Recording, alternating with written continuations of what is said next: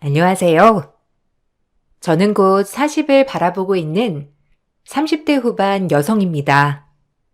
얼마 전 지인이 30대가 지나기 전에 꼭 하고 싶은 일이 있냐고 물어보는 말에 단 한 달만 푹 쉬고 싶다는 얘기를 했던 적이 있었어요. 그동안 세월을 되돌아보면 정말 쉴 틈 없이 일을 했던 것 같은데요. 정말 많은 일들이 있었지만 아직까지도 제 마음에 상처로 남아있는 사건이 있답니다. 그 얘기를 오늘 한번 꺼내보려고요. 저는 보육원 출신이에요. 제가 2살이 됐을 때쯤 누군가 보육원에 절 버리고 갔다고 들었어요. 자라면서 한 번도 절 찾아온 사람은 없었고, 저는 그렇게 보육원에서 쭉 자랐습니다. 뭐든 하나에 꽂히면 끝까지 파고드는 성격이라 공부도 그렇게 했던 것 같아요. 대학도 장학금을 받고 진학을 했고, 대학에 가서도 전 다른 것보다 생계를 위해 아르바이트를 하면서 대학 학점까지 챙기느라 바빴어요. 그때쯤 다들 한다는 미팅이나 소개팅은 꿈도 못 꿨었죠. 정신없이 20대를 보냈고 졸업을 하고 나서는 취업을 하기 위해 노력했어요. 너무나 치열하게 살다가 20대 마지막쯤 만나게 된 게 바로 남자친구였죠. 제 인생에서 첫 남자친구였는데 남자친구는 처음 절 본 순간부터 반했다며 고백을 했고 연애를 시작했죠. 연애 초반에는 남자친구의 다정한 면이 너무 좋았어요. 소연아, 나 사실 너 처음 봤을 때부터 바로 이 사람이구나 싶었어. 첫눈에 반한다는 말 있지? 내가 이번에 처음 그걸 느꼈다니까? 사실 보육원에서 자랐다는 얘기 듣고는 조금 놀라긴 했는데, 소연이 널 봤을 때는 그런 생각이 전혀 들지 않았어. 난 부모님 밑에서 온갖 지원 받으면서 의대까지 나왔는데, 그런 거 없이 혼자서 꿋꿋하게 생활했다는 게 정말 대단하다고 생각해. 에이, 정우 씨도 대단하지. 학교 다닐 때 1등 놓친 적이 없다며. 나도 공부해봐서 아는데 매번 1등 하는 거 그거 정말 쉬운 일이 아니더라. 공부할 때 나도 진짜 열심히 했거든? 근데 늘 1등 하는 애들을 따라잡기는 어렵더라고. 나도 나름 노력 많이 했는데도 말이야. 그래서 정우 씨 보면 정말 대단하다고 생각해. 근데 정우 씨는 내가 보육원에서 컸다고 하니까 좀 걱정되지는 않았어? 걱정? 아, 없었다고 하면 거짓말이겠지만, 그렇다고 크게 걸리는 건 아니라고 생각했어. 오히려 난 소연이 네가 궁금했거든. 솔직히 어떤 지원도 안 받고 지금 이 자리까지 온 거잖아. 그것만 봐도 진짜 대단하다고 생각했거든. 그래서 내가 더 널 소개해달라고 졸랐던 거야. 만나보니까 성격도 너무 좋고 잘 맞으니 이 사람이 지금까지 기다린 그 사람인가 보다 생각이 들었지 뭐. 남자친구는 저보다 10살이 더 많았어요. 그동안 여러 여자들을 만났지만 자신을 이해하고 받아주는 사람을 만나지 못했다고 했죠. 직업이 의사이니 시간이 없었겠다는 생각도 많이 들었어요. 연애 초반에는 남자친구는 정말 다정하고 절 꼼꼼하게 잘 챙겨줬어요. 시간이 날 때마다 절 챙겨주려고 노력했죠. 그런데 이게 과할 때가 종종 있더라고요. 남자친구와 주로 다퉜던 게 바로 제 일과를 과도하게 컨트롤하려고 해서였어요. 정우 씨, 나 이번 달 말에 출장 갔다 와야 한다고 했잖아. 우리 여행은 다음에 가자니까. 정우 씨 휴가 조절할 수 있다고 괜찮은 날 말해달라고 해서 말한 건데 왜 갑자기 그날 아니면 안 된다고 그래? 그럼 이번 휴가에는 따로 보내야 할 것 같아. 이번 출장 나한테 중요한 일이라서 미룰 수 없어. 거기다가 다른 사람한테 맡길 수도 없는 일이고. 그냥 여행은 다음에 가자. 거기는 직원이 너밖에 없어? 저번 달에도 출장 갔다 왔는데 또 이번 달에 출장을 가는 게 말이나 돼? 무슨 해외 출장을 그렇게 많이 가? 무슨 의사보다 더 바빠. 다른 직원한테 넘겨도 되는 거 아니야? 저번 달에 갔다 왔으면 이번 달에는 쉬고 싶다고 소연이 네 의견을 전달할 줄도 알아야지. 네가 다 괜찮다 괜찮다 하니까 회사에서도 너한테만 갔다 오라고 하는 거 아니냐고. 그런 게 어디 있어. 나 여기 자리까지 진짜 어렵게 올라왔어. 이번에 출장지도 내가 진행한 일들 때문에 잡힌 일정이고, 당연히 내가 책임자니까 내가 가야지. 벌써 여러 번 말했는데 또 그렇게 얘기하면 어떡해. 다음에 정호 씨 길게 쉴 때 같이 여행 가면 되는 거지. 너무 내 일정을 존중해주지 않는 것 같아. 지난번에도 정호 씨 일정 맞춰서 조절하느라고 내가 가야 하는 일을 동료한테 넘긴 적도 있었잖아. 근데 또 그렇게 하라고? 나는 네가 무리하는 거 같아서 그러지. 승진하는 것도 물론 중요한데 이번에 가족들한테 소개도 해주고 싶었는데 시간이 안 되니까. 원래 사랑하면 이렇게 되는 거야. 난 소연이 너랑 같이 시간 보내고 싶어서 스케줄도 조절하는데 너는 그러지 않은 거 보니 날 사랑하지 않는 것 같아. 남자친구는 제가 하는 행동이 마음에 들지 않을 때면 본인을 사랑하지 않는 거 아니냐며 말을 하곤 했어요. 사실 전 제 일을 정말 사랑했고 어린 나이에 승진도 빨리 했죠. 그 과정 속에서 사람들한테도 많이 치였고 일에도 많이 치일 만큼 쉽지 않았어요. 특히나 남자친구를 사귀고 나서 종종 이런 일들이 있을 때마다 난감하기도 했죠. 그래도 전 나름 일과 연애 사이에서 잘 조절하고 있다고 생각을 했어요. 전 제 일을 사랑하는 만큼 남자친구의 일도 존중해줬고 무슨 좋은 일이 있을 때마다 누구보다 축하해줬죠. 그렇지만 남자친구는 그렇지 않았던 것 같아요.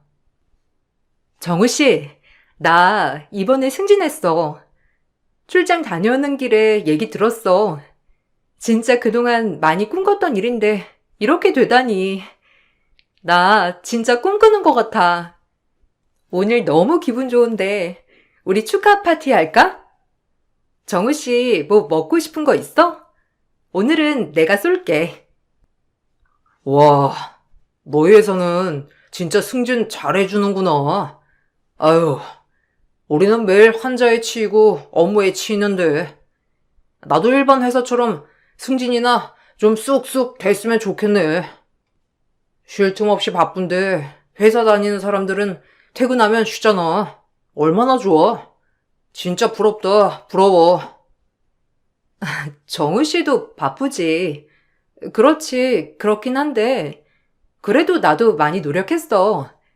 나 엄청 바쁘게 보낸 거 정우 씨도 알잖아. 그냥 공짜로 이렇게 승진한 거 아니라니까. 아무튼 오늘은 좋은 날이니까 맛있는 거 먹고 기분 좋게 보내자. 그래. 소연이 너 승진한 거 진짜 축하해. 이참에 나도 병원 그만두고 일반 회사나 들어가 볼까? 나도 좀 쉽게 일하고 싶다, 진짜. 편안하게 그냥 나한테 맡긴 일만 좀 하면 되는 거고, 출퇴근 시간 딱 정해져 있고, 진짜 부러워. 병원 그만두고 회사 다니는 거 어떻게 생각해? 나 잘할 거 같지 않아? 남자친구의 일이 심리적인 부담도 크고 체력적으로도 힘든다는 건 알고 있었지만 그렇다고 제 일을 이렇게 평가한다는 게 너무 서운하기도 했어요. 남자친구 주변엔 거의 의사인 사람들이 대부분이었고 회사 생활을 하는 지인들은 별로 없었죠. 그래서인지 더 시선이 다를 수 있겠다는 생각을 하고선 넘어갔던 것 같아요. 남자친구가 나이가 있다 보니 저희는 결혼을 전제로 연애를 시작했는데 그래서 대화를 할 때면 결혼에 대한 얘기를 자주 나누곤 했었죠. 나는 결혼하면 바로 아이 낳았으면 좋겠어. 내가 뭐 은퇴 이런 게 딱히 정해져 있는 일은 아니지만 일단 지금 나이가 많으니까 주변에 보니 아이 낳으면 바로 엄마는 전업주부로 아이 키운다고 하던데 소연이 너도 잘할 수 있지? 어려운 건 우리 엄마가 좀 도와주면 되는 거고, 우리 엄마도 평생 전업주부셔서 살림 이런 거 배울 일 많을 거야. 엄마가 진짜 똑부러지시게 잘하시거든. 어? 나 결혼하고서도 계속 일할 생각인데? 아이 낳고선 뭐 잠시 쉴 순 있겠지만 그렇다고 계속 쭉 전업주부로 쉴 생각은 없는데. 정우 씨는 내가 일하지 않고 집에서 살림을 했으면 좋겠다고 생각해? 나는 지금 내 일이 좋고 앞으로 더 오래 하고 싶다고 생각하거든. 그래도 아이는 엄마가 키우는 게 좋지 않을까? 그냥 보통 집안들이 그렇잖아. 내가 돈을 적게 버는 것도 아니고, 소연이 네가 아무리 승진이 잘 돼서 높은 자리에 있다고 해도 의사만큼 버는 건 아니잖아. 그럼 당연히 좀 덜 버는 사람이 아이를 키워야 맞는 거지. 그래도 전업주부 하면 애 키울 때만 힘들지. 조금 키우고 나면 수월하잖아. 난 그래서 우리 엄마 편했다고 생각하는데? 전업주부가 쉽다고? 아니, 애 없이 살림만 하는 것도 아니고, 애도 낳고 살림도 해야 하는 거면 어떻게 쉬울 수가 있어. 그리고 나 혼자 살면서 살림해봐서 아는데, 그거 하나도 쉽지 않아. 하루라도 소홀히 하면 바로 엉망되고, 그렇다고 매일 한다고 일한 게 티나는 것도 아니고, 쉬운 일 아닌데 너무 쉽게 말하는 거 아니야? 남자친구는 나이가 많아서인지 생각 자체가 저희 또래답지는 않았던 것 같아요. 아이는 무조건 엄마가 키워야 하고, 아이가 클 때는 일을 하지 않고 오로지 아이만 봐야 한다고 생각을 했죠. 남자친구와 얘기를 나눌수록 결혼에 대한 생각을 할 때면 답답한 마음이 들곤 했어요. 저는 일을 꾸준히 하고 싶어 했지만 남자친구는 당연히 제가 일을 그만둬야 한다고 생각을 하니 여기에서부터 맞지 않는다고 느껴졌어요. 그래서 전 결혼을 미루는 게 좋지 않겠냐는 말도 꺼냈죠. 정우 씨, 나는 내 일을 정말 사랑해. 이 일을 위해서 내 청춘을 바친 거나 마찬가지인데 결혼을 하고 아이를 낳았다고 해서 이걸 놓고 싶은 생각은 없어. 정우 씨가 정말 내가 아이를 낳고선 오로지 집안에만 집중하길 바란다면 지금 당장 결혼하는 건 무리라고 생각해. 지금은 더 일에 집중해야 하는 시기인데 지금 결혼하면 우리가 계속 다투지 않을까? 아, 난 그냥 그렇게 생각한다는 거지. 진짜 그러자고 한 건 아니었어. 소연이 네가 지금 하고 있는 거 좋아한다는 거 나도 잘 알고 있지. 우리가 완전 다른 분야도 아니고 그냥 내 바람을 얘기한 것뿐이지 진짜 그러자고 한 건 아닌데 오해한 것 같아. 그래도 결혼 미루자고 하는 건 좀 그렇지 않아? 우리 내년 초에는 결혼하기로 결심했잖아. 맞아. 처음에는 나도 정우 씨랑 결혼하면 행복하고 잘 살 수 있을 거라 생각을 했는데 얘기를 나눠볼수록 지금 당장 결혼이 필요한 걸까 싶기도 하더라고. 정우 씨랑 나랑 지금 아이 낳는 것부터 육아까지 여기서부터 서로 맞지 않잖아. 나는 지금 중요한 시기고. 아휴, 알았어. 그럼 아이 당장 낳지 말자. 조금 늦추면 되지 뭐. 아니면 아이 낳고 내가 휴직할게. 도우미를 고용하든지 하면 되잖아. 일 쉬라고 말 안 할 테니까 결혼 미루자는 건 좀 너무했어. 결혼을 미루자는 얘기가 나오자 남자친구는 바로 말을 바꾸더라고요. 전 그때 그냥 그런 얘기를 하는가 보다 생각을 했어요. 그 후로 아이를 낳는 것에 대해서는 직접적으로 얘기를 한 건 아니었지만 은근슬쩍 지나가는 애만 보면 자꾸만 아이 얘기를 꺼내곤 했어요. 왜 이렇게 아이에게 집착을 하는가 싶었는데 남자친구 얘기를 듣고 놀랄 수밖에 없었죠. 그거 내 동기 있지? 저번에 결혼했다고 했던 거기 와이프가 이번에 출산해가지고 일을 그만뒀거든. 10년 넘게 하던 일, 그냥 애 낳고 나니까 바로 그만뒀다고 하더라고. 그 어린애 남의 손에 맡길 수 없다고 했더나 뭐라나. 아무튼 병원에 이런 얘기들이 퍼지니까 그 동기 이미지가 완전 확 달라졌잖아. 가정적이라면서 와이프 생각해서 일도 그만두게 했다니 뭐라니 하면서 교수님들도 좀 더 좋게 보는 것 같고. 뭐? 고작 와이프 아이보라고 집에 앉힌 걸 가정적이라고 소문이 났다고?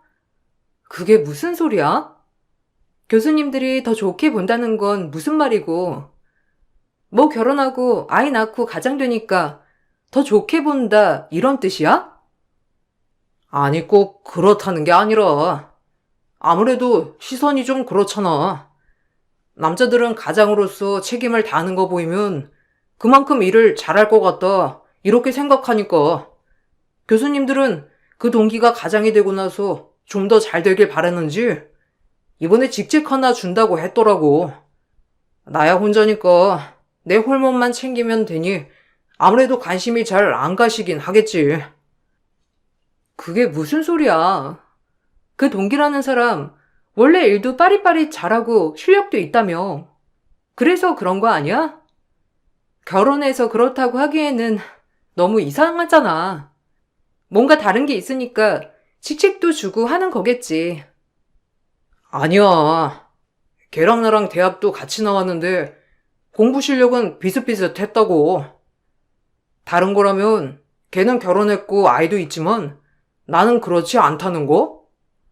뭐 조금 더 다른 게 있다면 거기 와이프 집안이 빵빵한 집안이라는 거 정도? 남자친구는 마치 본인의 상황이 풀리지 않는 게 단순히 환경 때문이라고 생각을 했는데 처음에는 저도 그런가 보다 생각을 했었죠. 우연히 남자친구와 데이트를 하다 예비시모를 마주친 적이 있었어요. 그때 당시는 그냥 지나치면서 인사를 했었는데 나중에 남자친구가 저에 대해서 물어보는 걸 듣고서는 놀랄 수밖에 없었어요.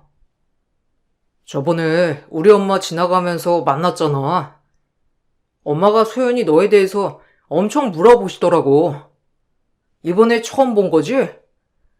아, 그때 정식으로 인사 갔더라면 좋았을걸. 엄마가 좀 놀라셨어. 아, 내가 원래 엄청 화려하고 그런 사람들을 만나긴 했었거든. 우리 소연이는 좀 수수한 편이잖아? 그래서 이것저것 물어보셨는데 내가 잘 몰라서 대답을 못했거든.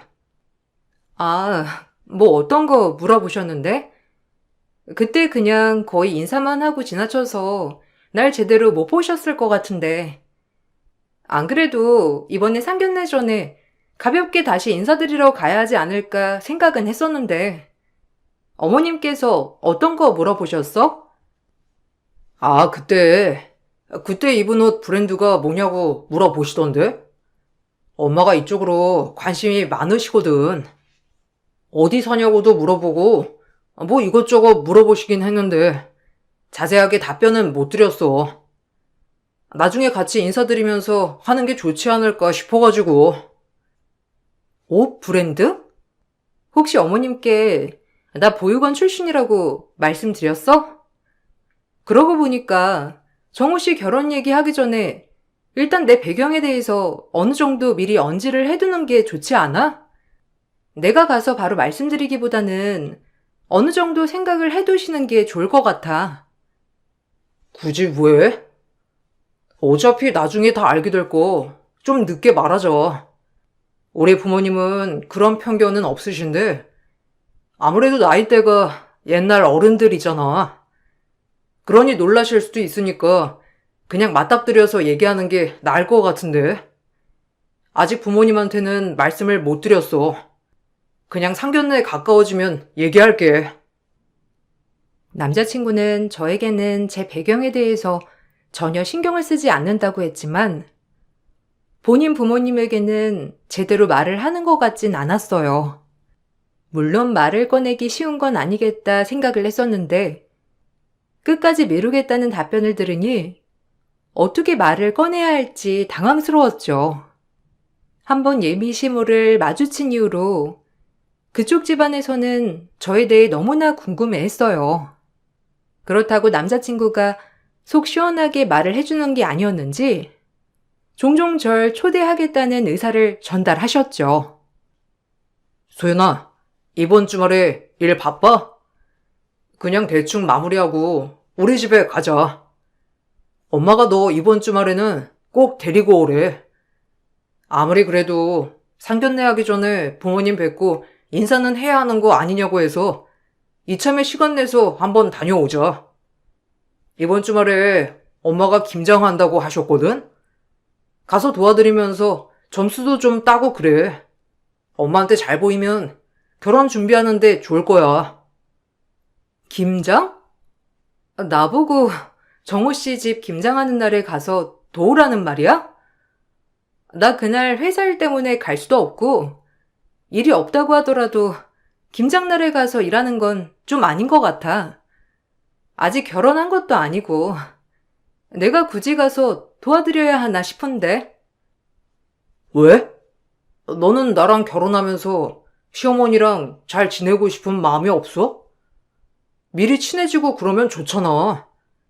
엄마도 며느리감 보고 싶어서 부르시는 건데 와서 좀 도와주면 더 좋지. 일 바빠도 이번에는 좀 빼서 가자. 엄마가 너 생각해서 수육도 한다고 하시고 김치도 준다고 하는데 한번 가면 얼마나 좋아. 남자친구는 상견례가 다가올수록 저에게 예비시댁과 교류를 시작하길 바랬어요. 그렇지만 저는 너무나 부담스러운 일이었죠. 매번 거절을 했지만 그럴 때마다 서운한 마음을 숨기지 않고 표현을 하더라고요. 한 번은 얼굴도 보지 않은 예비시모가 갑작스럽게 연락이 온 적도 있었어요. 나 정우 엄마야. 내가 어른이니까 말 놓아도 되지? 저번에 정우 통해서 김장하러 오라고 했더니 바쁘다고 못 온다며? 아니, 그래도 결혼까지 생각한다는데 한 번은 와서 인사도 하고 일도 좀 돕고 그러면 좀 좋니? 요즘 애들은 결혼식 하기 전까지 시댁에는 발걸음조차 안 한다곤 한다지만 그래도 한 번은 와야지. 이번 주말에는 바쁘니? 내가 뭐 물어볼 것도 있고. 안녕하세요. 안 그래도 한번 인사는 드려야 하는데 생각은 했었어요. 그런데 제가 일이 좀 바빠서 시간이 안 나서요.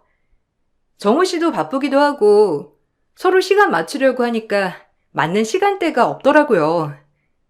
다음에 정우 씨 쉬는 날에 같이 시간 맞춰서 갈게요. 아니, 정우 쉬는 날 맞춰서 올 필요가 뭐가 있어? 어차피 우리가 궁금한 건 여자친구니까 한번 와서 인사하면 되는 거지 뭐. 어쨌든 불편하다고 하니 더 이상은 오라가라 안 하겠다만 너 이거 나한테 한번 찍힌 거야. 알지? 다음에 올 때는 제대로 갖춰와야 내가 점수 줄 거다. 얼굴도 못 본 예비 시모의 말은 너무나 당황스러웠어요. 결혼도 하기 전부터 이런다니 답답한 마음이 들었죠. 남자친구와의 결혼에 대해서 고민이 생겼던 이유는 이뿐만이 아니었어요. 남자친구 지인들과 가끔씩 함께 만날 때가 있었는데 그때 남자친구 태도가 전 너무 마음에 들지 않았죠. 아유, 소연 씨는 어떻게 정우랑 결혼까지 생각했어요? 솔직히 정우 이 자식 의사만 아니면 그다지 메리트 있는 건 아닌데 정우 집에는 인사 한번 간 적 있어요? 어머님이 보통이 아니시거든요. 소연 씨는 진짜 대단한 것 같아요. 일도 엄청 열정적으로 잘하고 그만큼 능력도 있고 우리야 뭐 의사니까 우리 일만 잘하면 된다지만 들어보니 소연 씨 이것저것 할 수 있는 일 많다면서요? 아니에요. 뭐 다들 회사 다니면 하는 일들이죠 뭐. 의사도 쉬운 일이 아니잖아요. 생명을 다룬다는 게 얼마나 부담도 크고 심리적인 압박도 크겠어요. 힘들죠. 정호 씨 집에는 아직 인사는 한 번 안 가봤는데 다들 똑같이 말하시네요. 어머님이 정말 대단하신 분이신가 봐요. 아유, 말도 마세요. 처음 우리 병원 왔을 때부터 유명했죠, 뭐. 같은 의사 동료들한테도 정우한테 접근할까봐 전전긍긍 하셨는데, 뭐 그래도 소연 씨 능력 있으니까 그거 인정해서 받아주신 건가? 저희는 정우 결혼 진짜 못할 줄 알았거든요. 근데 이렇게 결혼한다고 하니 얼마나 놀랐겠어요. 야. 다 그게 맞는 게 있으니까 그런 거지. 여자친구가 부모님 없이 자라가지고 좀 외로움을 많이 타. 내가 그거 다 충족시켜주니까 결혼하는 거지. 그리고 우리 엄마가 뭐 얼마나 심하다고 그러냐? 원래 자식 키우면 그런 마음이 있는 거야. 니들은 결혼할 때 안 그랬어? 다들 그랬으면서. 그리고 소연이는 땡 잡았지 뭐. 회사원이 의사 만날 수가 있었겠냐?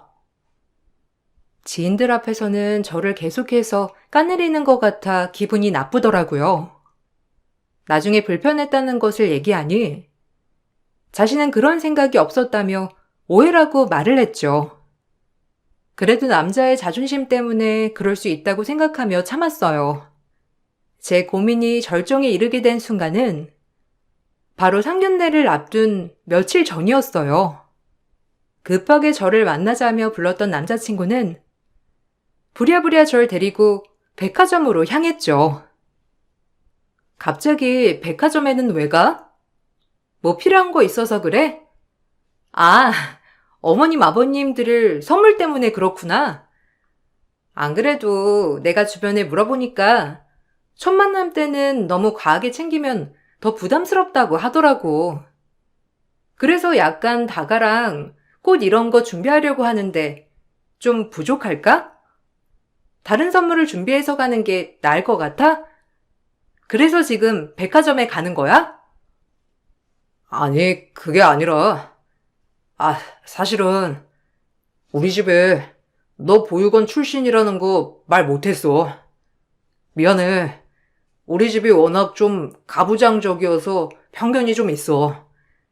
나는 절대 안 그러는데 엄마랑 아빠는 그런 게 좀 있어서 이왕이면 잘 챙겨 입는 게 좋지 않을까 싶어가지고. 그래도 우리 부모님한테 잘 보이려고 사는 거니까 이 정도는 부담 없이 하나 사두면 오래 입을 수 있잖아. 지금 나보고 명품 옷이라도 사라는 거야? 아니, 그럴 필요 없어. 상견례 때 입고 갈 옷 나 다 사뒀는데. 그냥 편하게 입을 옷 아니고 상견례 때 비슷하게 입는 사람들 많아서 그거 보고 옷도 깔끔한 걸로 샀어. 근데 굳이 백화점에 가서 또 사야 돼? 내가 말했잖아. 엄마가 그런 거에 엄청 예민하시다고. 엄마는 내가 부잣집에 좀 괜찮은 집안 딸이랑 결혼하길 원하셨어. 지금까지 그걸 원하셨는데 잘 안 됐고. 근데 솔직히 소연이 너 입는 옷 비싼 거 없잖아. 저번에도 엄마가 단박에 알고서 물어본 거 같은데 일단 이번만 잘 챙겨서 입고 가자. 첫인상은 좋아야 하니까. 그리고 부모님 안 계시다는 얘기는 안 했는데 그냥 대역이라도 좀 쓰는 건 어때? 그냥 해외에 부모님 계시다고 하면 되잖아. 뭐? 내 배경을 속이라는 거야? 아니, 내가 왜 그래야 하는지 모르겠어. 옷이야 그냥 잘 보이기 위해서 그런다고 하더라도 없는 부모님을 있다고 속이는 건 거짓말을 하라는 거잖아. 내가 도대체 왜 그렇게까지 해야 하는데? 그냥 부모님일 뿐이잖아. 소연이 너 능력 있고 짱짱하다는 거 나중에 다 아실 텐데 그거 알고 나서 사실은 보육원 출신이다 하면 그냥 거짓말한 것도 용서해 주실 텐데 뭐가 걱정이야. 일단은 부모님이 기분 좋게 상견례 하도록 해야지. 남자친구의 어이없는 요구에 저는 절대로 상견례를 못한다고 못 박았어요. 남자친구는 끝까지 고민을 해보라며 말을 했죠. 대망의 상견례 날, 저는 굳은 결심을 하고 홀로 참석을 하게 되었어요. 상견례 자리에 들어가니 예비 시부모와 남자친구가 자리에 있었어요.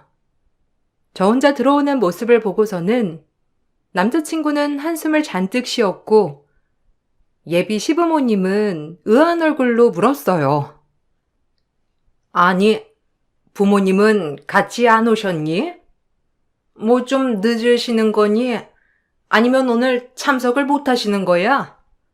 우리도 어렵게 시간 내서 온 건데 아무리 그래도 시간이 늦으면 미리 얘기를 해줘야 예의 아니니?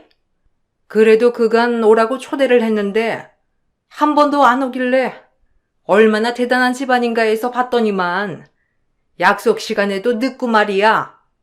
뭐 부모님은 언제 오신다니? 부모님 안 계십니다. 저 보육원 출신이고 부모님이 어떤 분이신지 모르고 자랐어요. 정우 씨한테 부모님께 말씀드리라고 여러 번 얘기를 했는데 아직 말을 하지 못한 것 같네요. 부모님이 안 계시기에 저 혼자 참석했습니다. 뭐? 보육원? 아니, 어미 아비도 없는 애가 감히 우리 아들을 만나? 그래 놓고서는 그동안 내 초대도 감히 거절을 해? 너 뭐하는 애야? 천한년이 의사 아들 꼬셔 양반되려 하네? 나 이 결혼 절대 허락해 줄 수 없어. 어디서 꼬리 흔들어서 귀한 우리 아들을 꼬셨네? 거기다가 부모 없는 게 뭐 자랑이라고 이렇게 당당하게 뭐해라도 가졌니? 그런 것도 상관없으니까 결혼은 없던 얘기로 하자. 정우 너는 어디서 근본도 모르는 애를 만나고 있어? 아빠가 다른 애 소개해 줄 테니까 저런 싹수 없는 애랑은 상종도 하지 말아라. 아무리 그래도 의사가 된 자식이 저런 애 하나 걸러내지 못하고 버릇없는 거 보니 부모가 어떤 사람인지 어떤 비 받았는지 딱 보이네, 딱 보여. 보육원 출신이라는 소식을 듣고선 예비 시모는 거의 혼절 직전이었죠. 당당한 제 꼴이 마음에 들지 않았는지 바로 제 머리채를 잡고선 뒤흔드시더라고요. 예비 시부와 남자친구가 옆에서 겨우 말려 진정이 되자 전 준비해둔 명함을 시모에게 건네었어요. 양반은 댁 의사 아들이 되고 싶어 하죠? 아마 제 자리 보고 뭐라도 콩고물 떨어지지 않을까 싶어서 붙어있는가 본데 아쉽게 됐네요.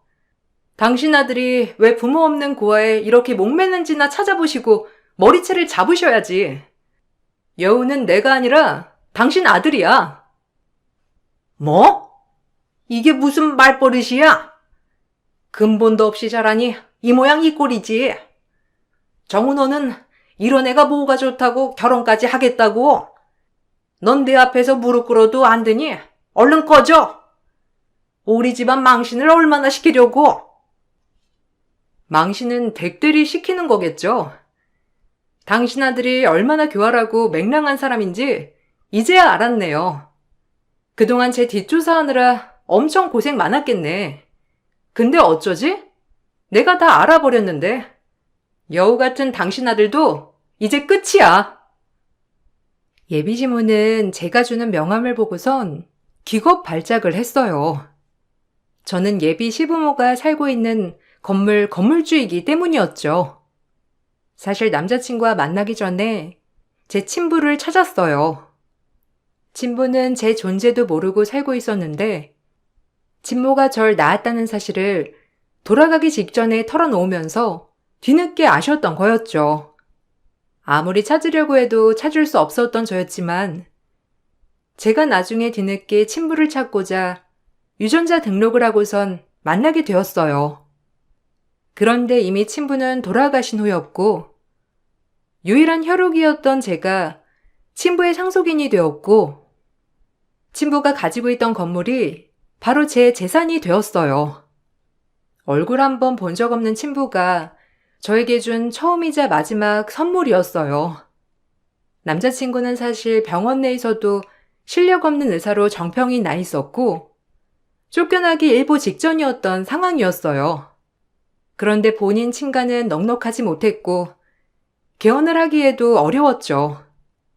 자신들의 처지는 생각하지 않고선 주제 넘치는 며느리만 바라던 시모와 무능력한 시부, 실력 없는 의사 남자친구까지 엉망인 상황에서 연애하기에도 힘들었었는데 자신과 비슷한 처지, 아니 자신보다 더 좋지 않은 처지라 생각을 해 절 어떻게든 꼬셔 결혼을 할 수 있을 거라 생각을 했었던 것 같아요. 거기에서 그쳤다면 좋았겠지만 우연히 저희 집에 방문해 세금 내역을 보니 뭔가 있다 생각을 했던 모양이었어요. 그 뒤로 제 뒷조사를 한 거였죠. 소연아, 내가 다 해명할게.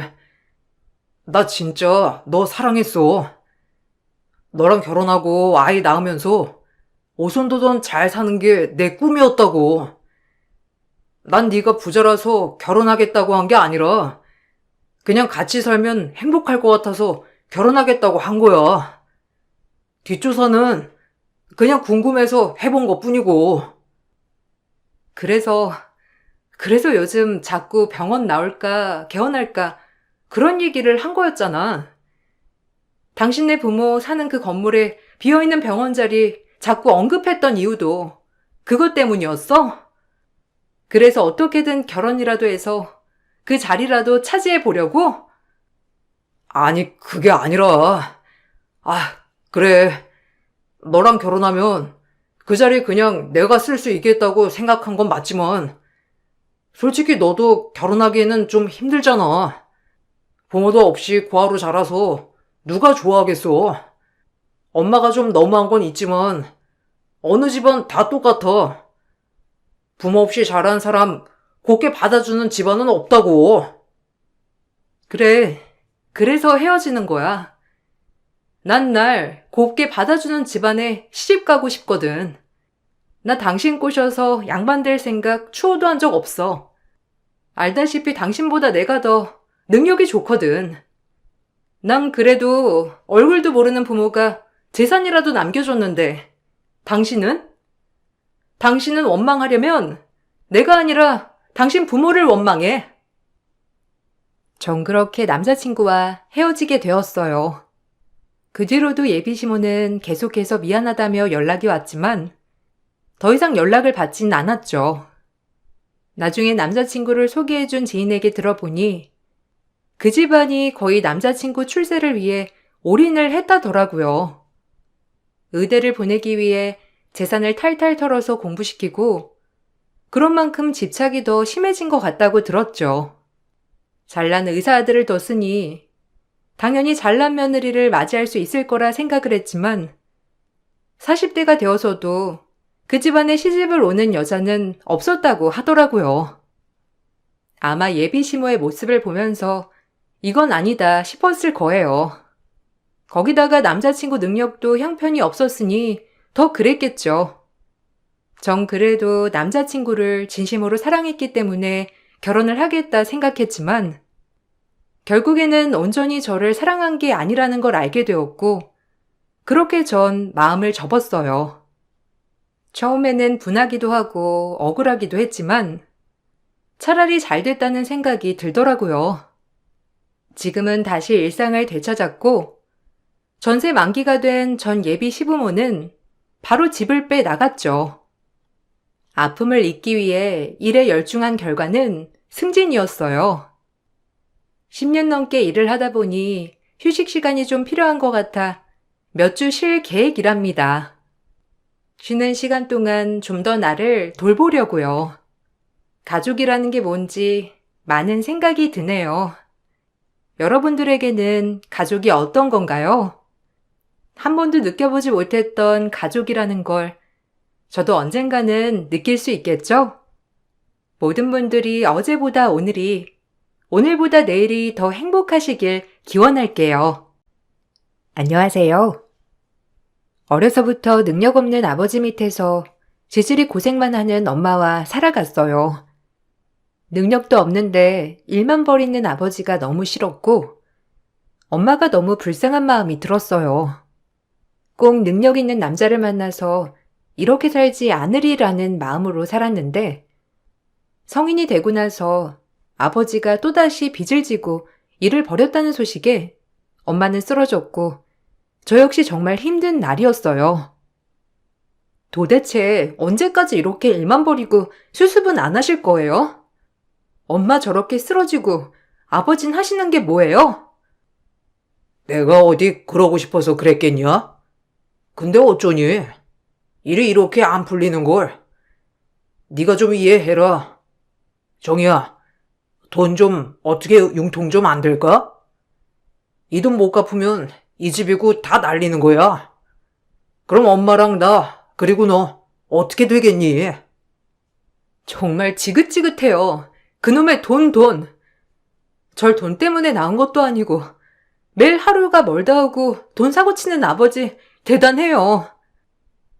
성인이 되고 나서부터 저렇게 노골적으로 돈을 달라고 하는 아버지였어요.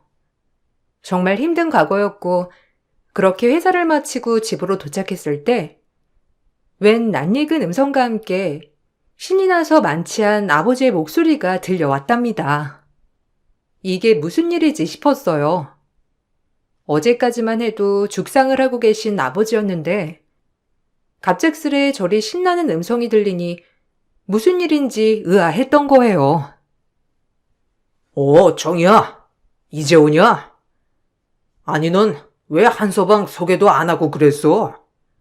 너랑 진지하게 만나보고 싶다는데 이런 사익감을 두고 그동안 회사만 다닌 거냐? 지금 보니까 너 무척이나 좋아하는 것 같던데. 한서방, 내가 이 만남 허락하지.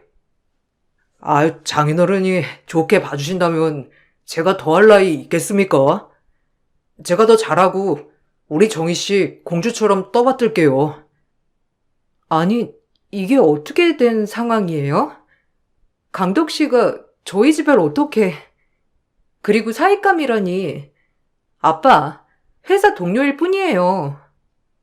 동료가 연인이 되고 그러다 보면 결혼도 하는 거지. 너 이런 남자 흔치 않다. 같은 남자가 봐도 아주 진국이구만. 아버님이 좋게 봐주셔서 정말 감사할 따름입니다.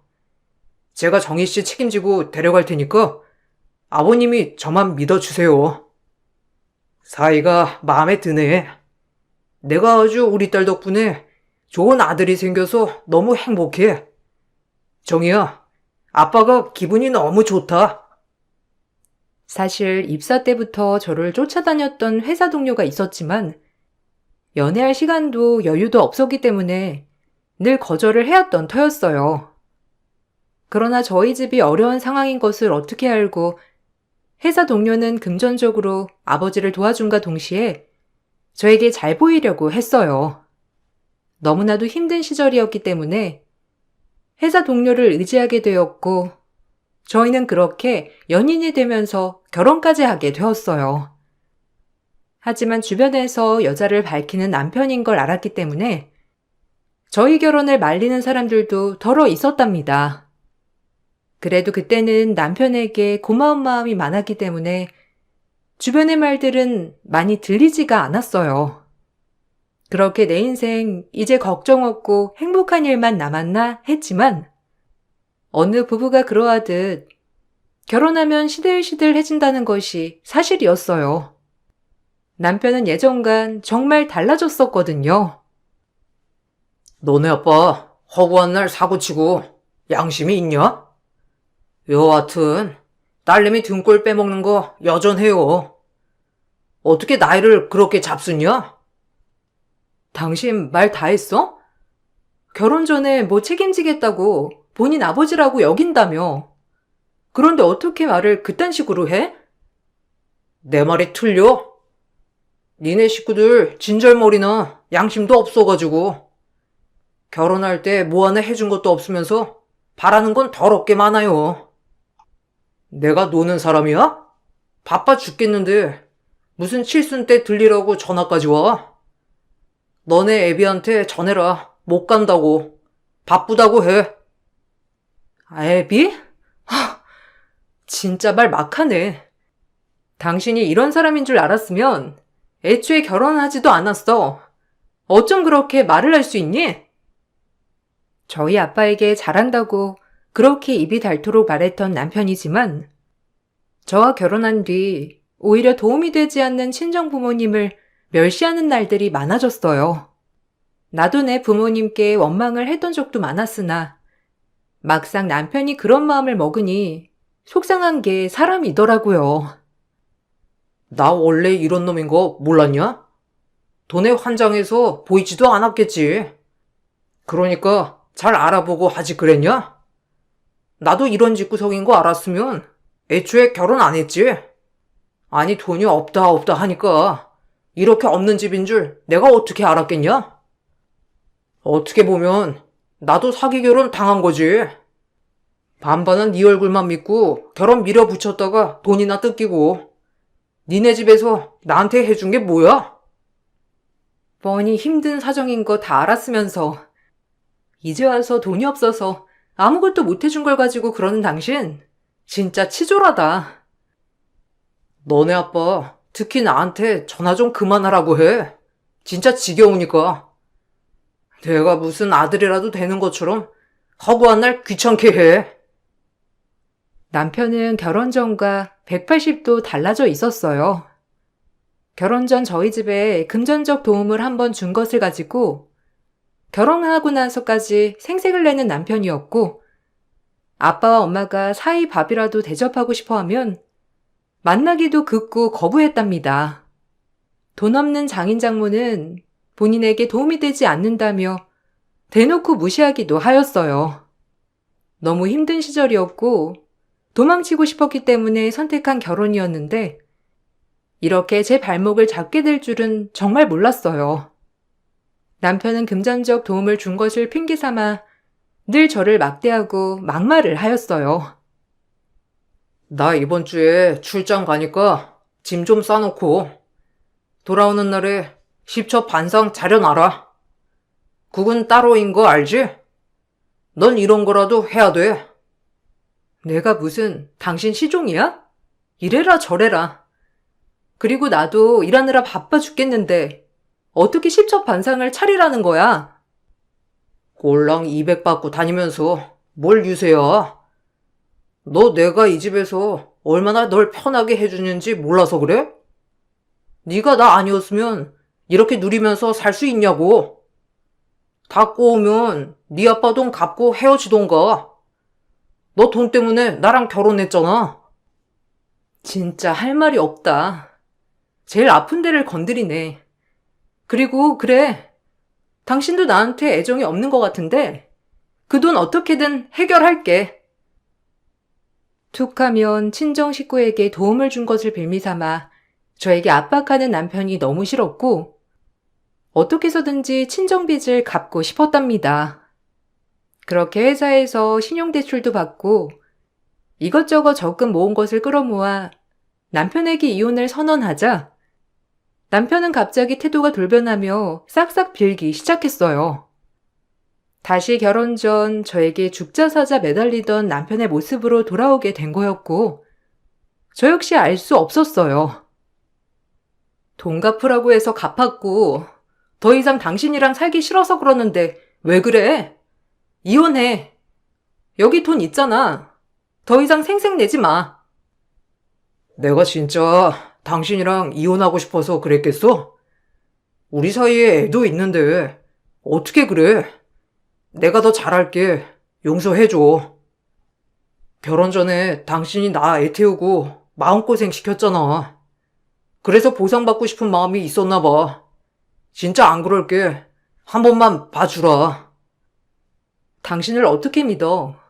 그렇게 화장실 들어갔다 나올 때 다른 사람인데 나 이제 더 이상 못 믿겠으니까 그냥 나 좀 놔줘. 다신 안 그러겠다고 하는 남편이었고 사실 저 역시 고마운 점이 있었던 남편이었던지라 쉽사리 내칠 수가 없었어요. 그리고 대신 돈은 다 갚았어요.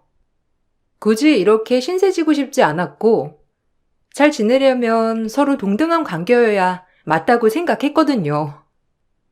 그렇게 다시 잘 지내보자 싶은 마음으로 용서를 하게 됐고 한동안은 사이좋게 잘 지내는 시기가 계속되었답니다. 이제야 정상적인 부부가 되었다 싶은 찰나 오랫동안 몸이 좋지 않았던 엄마가 갑작스레 쓰러지고 말았고 돌아가셨어요. 당신 지금 출장 적고 뭐다? 그래도 내가 상주인데 남편이 있어야지. 엄마 돌아가셨어. 빨리 오면 몇 시 정도야? 아, 비행기 표가 없는데 어쩌냐? 내가 가봐야 하는데 당신 혼자 괜찮겠어? 일단 어떻게든 표 구해볼게. 당신이 꼭 옆에 있어줘야 해. 나도 그렇고 아빠도 지금 완전 멘붕이란 말이야. 그러니까 얼른 와줘. 근데 비행기 표가 없으니까 내가 완전히 발이 묶였잖아. 어쩜 좋아? 일단 내가 최대한적으로 알아볼게. 너무 걱정 마. 출장 간 남편이었기 때문에 엄마의 장례식 날 갑작스레 비행기표가 없다고 장례식에 참석할 수 없었고 전 그렇게 쓸쓸히 아버지와 엄마를 보내드렸답니다. 아버지는 살아생전 엄마를 고생시킨 것이 그렇게 후회가 되던지 엄청 울면서 후회를 하셨고 남은 인생 엄마를 기리고 추억하며 살 거라고 다짐하셨어요. 저 역시 혼자 남은 아버지에게 잘해야 할 것 같았어요.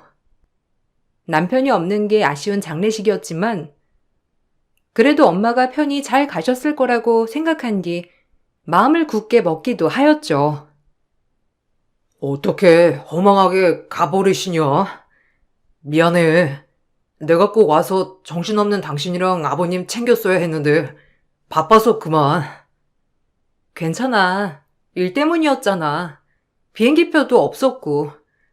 그래도 엄마 잘 보내드렸으니 너무 상심하지 마. 이제 아버지가 걱정이지 뭐. 아버님은 내가 이제 내 아버지처럼 모실 거니까 걱정 마. 혼자 남아 계시면 더 잘해드려야 외로워하지 않으시지. 처음에 저에게 막말을 했던 남편이었지만 그래도 이혼 얘기를 겪고 나니 완전 결혼 전 남편의 모습으로 돌아가게 되었어요. 그 모습에 저 역시 남편에게 감동하는 순간이 이어졌어요. 그리고 혼자 계실 아버지가 걱정된 남편은 기어코 본인이 모시겠다며 얘기를 했고 저 역시 그런 남편에게 참 고마운 마음이 들었어요. 하지만 남편은 사업을 하고 싶다며 아버지의 집 얘기를 했어요. 한 번도 저에게 돈 얘기를 했던 적이 없던 남편이었고 그때 제가 저희를 도와준 돈을 갚았기 때문에 돈이 필요할 거라고 생각하지 못했답니다. 남편은 아버지의 집을 판매해서 본인에게 투자만 한다면 정말 아버지를 극진히 모실 거라고 다짐을 하더군요. 내가 아버지가 안 계시잖아. 진짜 괜찮아. 대신 아버님 집 팔아서 나 독립하면 어떨까 싶은데 이제 연차도 꽤 찼고. 아버지 노후시잖아. 솔직히 우리가 아버지 끝까지 책임질 수 있을지도 모르는데 집은 가지고 계셔야지. 노후인데. 내가 모신다니까? 아버지가 안 계시니까 우리 아버지처럼 생각한 지 오래야. 결혼하고 나서 사실 너한테 매달렸던 걸 보상받고자 삐뚤게 나갔지만 내 성품 모르겠어? 나 진짜 우리 아버지처럼 모실 거야. 그리고 수익 나면 바로 아버지 집부터 해드릴게. 그러니까 내 말 믿고 우리 다시 시작하는 마음으로 지내보자. 아버지도 나 엄청 좋아하시잖아. 남편의 이야기에 아빠는 당장이라도 집을 파신다고 하더라고요. 전 남편을 믿어보기로 했지만 1년의 사건들로 인해 조금 신뢰가 깨진 터라 마냥 남편을 믿기가 힘들었어요. 몇 번의 고심 끝에 아버지는 저를 설득하였고 저 역시 옆에서 아버지를 보살피는 게 맞겠다고 생각이 들어 남편에게 집을 판 돈을 해주기로 하였답니다. 남편은 눈물을 흘리며 고마워 하더라고요. 아버지, 이제 제가 아버지로 모실게요. 정이 아버지면 사실 제 아버지나 다름없잖아요. 그동안 제가 사는 게 바빠서 아버지께 좀 소홀했는데 그런 것들은 다 있고 이제 아들로서 어떻게 할 건지 잘 지켜봐 주세요. 여보도 늘 지켜봐 주고. 아, 그럼. 내가 우리 한서방 말은 다 믿지. 우리 어려울 때 도와준 게 한서방이잖아. 내가 그 공을 어찌 잊나? 고마워. 늙은 나를 이렇게 챙겨주려고 하는 것도 쉽지 않은 일인데 아버지처럼 챙겨주려고 하는 그 고마운 마음 눈물이 다 나네. 아빠는 남편에게 참 고마움을 많이 표시하셨어요. 그렇게 저희가 살림을 합치게 되었고, 그래도 오랜만에 곁에서 아빠를 모시게 되니 마음은 좋았답니다. 아빠는 이빨 빠진 호랑이가 다 되어 있었고, 언제나 폐를 끼치지 않으려고 엄청나게 노력하시는 분이었어요. 그런 아빠를 볼 때마다 마음이 좋지 않았지만, 그래도 나랑만 사는 것이 아니니 아빠의 이런 모습들이 당연하다고 생각이 들었답니다. 그리고 남편은 사업을 시작해서 그런지 동해 번쩍 서해 번쩍 출장도 많이 다니고 늘 바쁜 시기를 보내기 바빴어요. 오히려 저와 딸아이 그리고 아빠 이렇게 세 식구 함께하는 일들이 더욱 많은 때였죠. 한서방 사업이 그래도 꽤 잘 되나 보다. 그래, 젊었을 땐 바빠야 장땡이지. 나도 잘하려고 했는데 참 안 된 게 많아서 너희 엄마랑 너한테 미안한 게 투성이야. 그래도 한서방이라도 잘 되니 내가 너 볼 면목이 있다. 네가 잘 사는 것 같아서. 됐어요. 그런 말을 뭐하러. 어렸을 땐 너무 싫었는데 아빠도 진짜 잘해보려고 한 거잖아. 혼자 잘 살려고 한 것도 아니고 그러니까 엄마가 계속해서 옆에 있어 줬겠지. 저야말로 죄송해요. 아무것도 모르고 매일 화만 내고 원망만 하고 죄송하죠 뭐. 아빠랑 같이 있게 되니 예전에 못했던 말들도 서슴없이 하는 사이가 되었어요.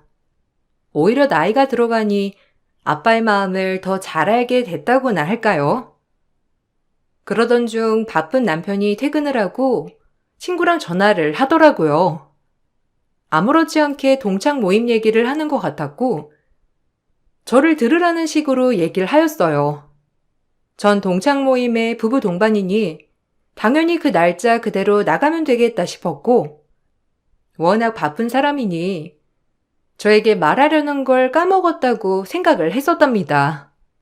그리고 모임 날이 되었고 친정아빠 밥을 차려준 뒤 전화가 안 되는 남편을 뒤로하고 부부 동창 모임에 내가 먼저 도착하니 동창들이 사색이 된 채 날 바라보았어요.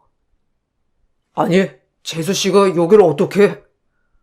광덕이 오늘 재혼식 했는데 몰랐어요? 그래서 저희 이렇게 축하 자리 마련한 건데. 네? 재혼식이요? 아니, 누가 재혼을 해요? 말이 안 되죠. 제가 이렇게 버젓이 있는데 강덕 씨 얘기가 맞는 건가요? 그때 남편은 위풍당당 딴 년을 안고 들어왔고 그 모습에 전 모든 것을 속았다고 생각이 들더라고요. 그리고 곧바로 내 사활을 건 복수를 시작하기로 마음을 먹었답니다. 제가 남편과 그 여자를 노려보자 남편은 당황을 한 듯 웬일이냐고 뻔뻔하게 물어봤어요. 아니, 당신이 여긴 웬일이야? 지금 나 미행하는 거야? 일단 뭐 설명을 해야 할 것 같은데 내가 나중에 얘기할게. 여기 동창분들이 다 자기가 오늘 재혼을 했다고 하는데 이게 어떻게 된 일인지 설명 좀 해줄래? 도저히 이해가 안 가거든. 아니, 오빠, 이게 어떻게 된 거야? 자기 이혼한 거 아니었어? 딱 보니 전 와이프 같은데. 이보세요. 질척이려면 적당히 질척여야지. 이게 뭐 하는 짓이야? 지금 우리 재혼하고 처음으로 친구들이랑 인사 나누는 자리에 당신이 낄 급이나 돼? 뭐라고? 이혼? 당신 입으로 말해봐. 우리가 이혼한 게 맞아? 확실해? 진짜 내가 어이가 없어서 말이 안 나온다. 뭐가 말이 안 나와? 이혼했으면 깨끗하게 떨어져 나가야지. 이게 뭔 난리야? 이런데 와도 나 당신한테 안 넘어간다고. 정리하고 가게로 다시 들어와. 나 진짜 이런 거 제일 싫어하는 거 몰라? 아줌마, 진절머리 나게 달라붙지 마세요. 상간녀는 그렇게 저에게 톡 쏘듯이 말하고 가게 안으로 들어가 버렸어요. 전 너무 화가 나고 복수를 어떻게 할지 생각하는데 남편은 당황하며 일단 저를 대피시키더라고요. 저 역시 이 상황에 침착하기로 했어요. 그리고 일련의 상황들을 설명해 주는데 사실 이해가 전혀 가지 않았답니다. 남편은 사업을 함에 있어 그 외도녀가 필요하다고 했고 어쩔 수 없이 재혼식까지 했다고 말도 안 되는 소리를 하더라고요. 그러면서 겉으로만 부부 행세를 한 거지 법적으론 저와 부부인이 괜찮지 않냐는 소리를 했어요.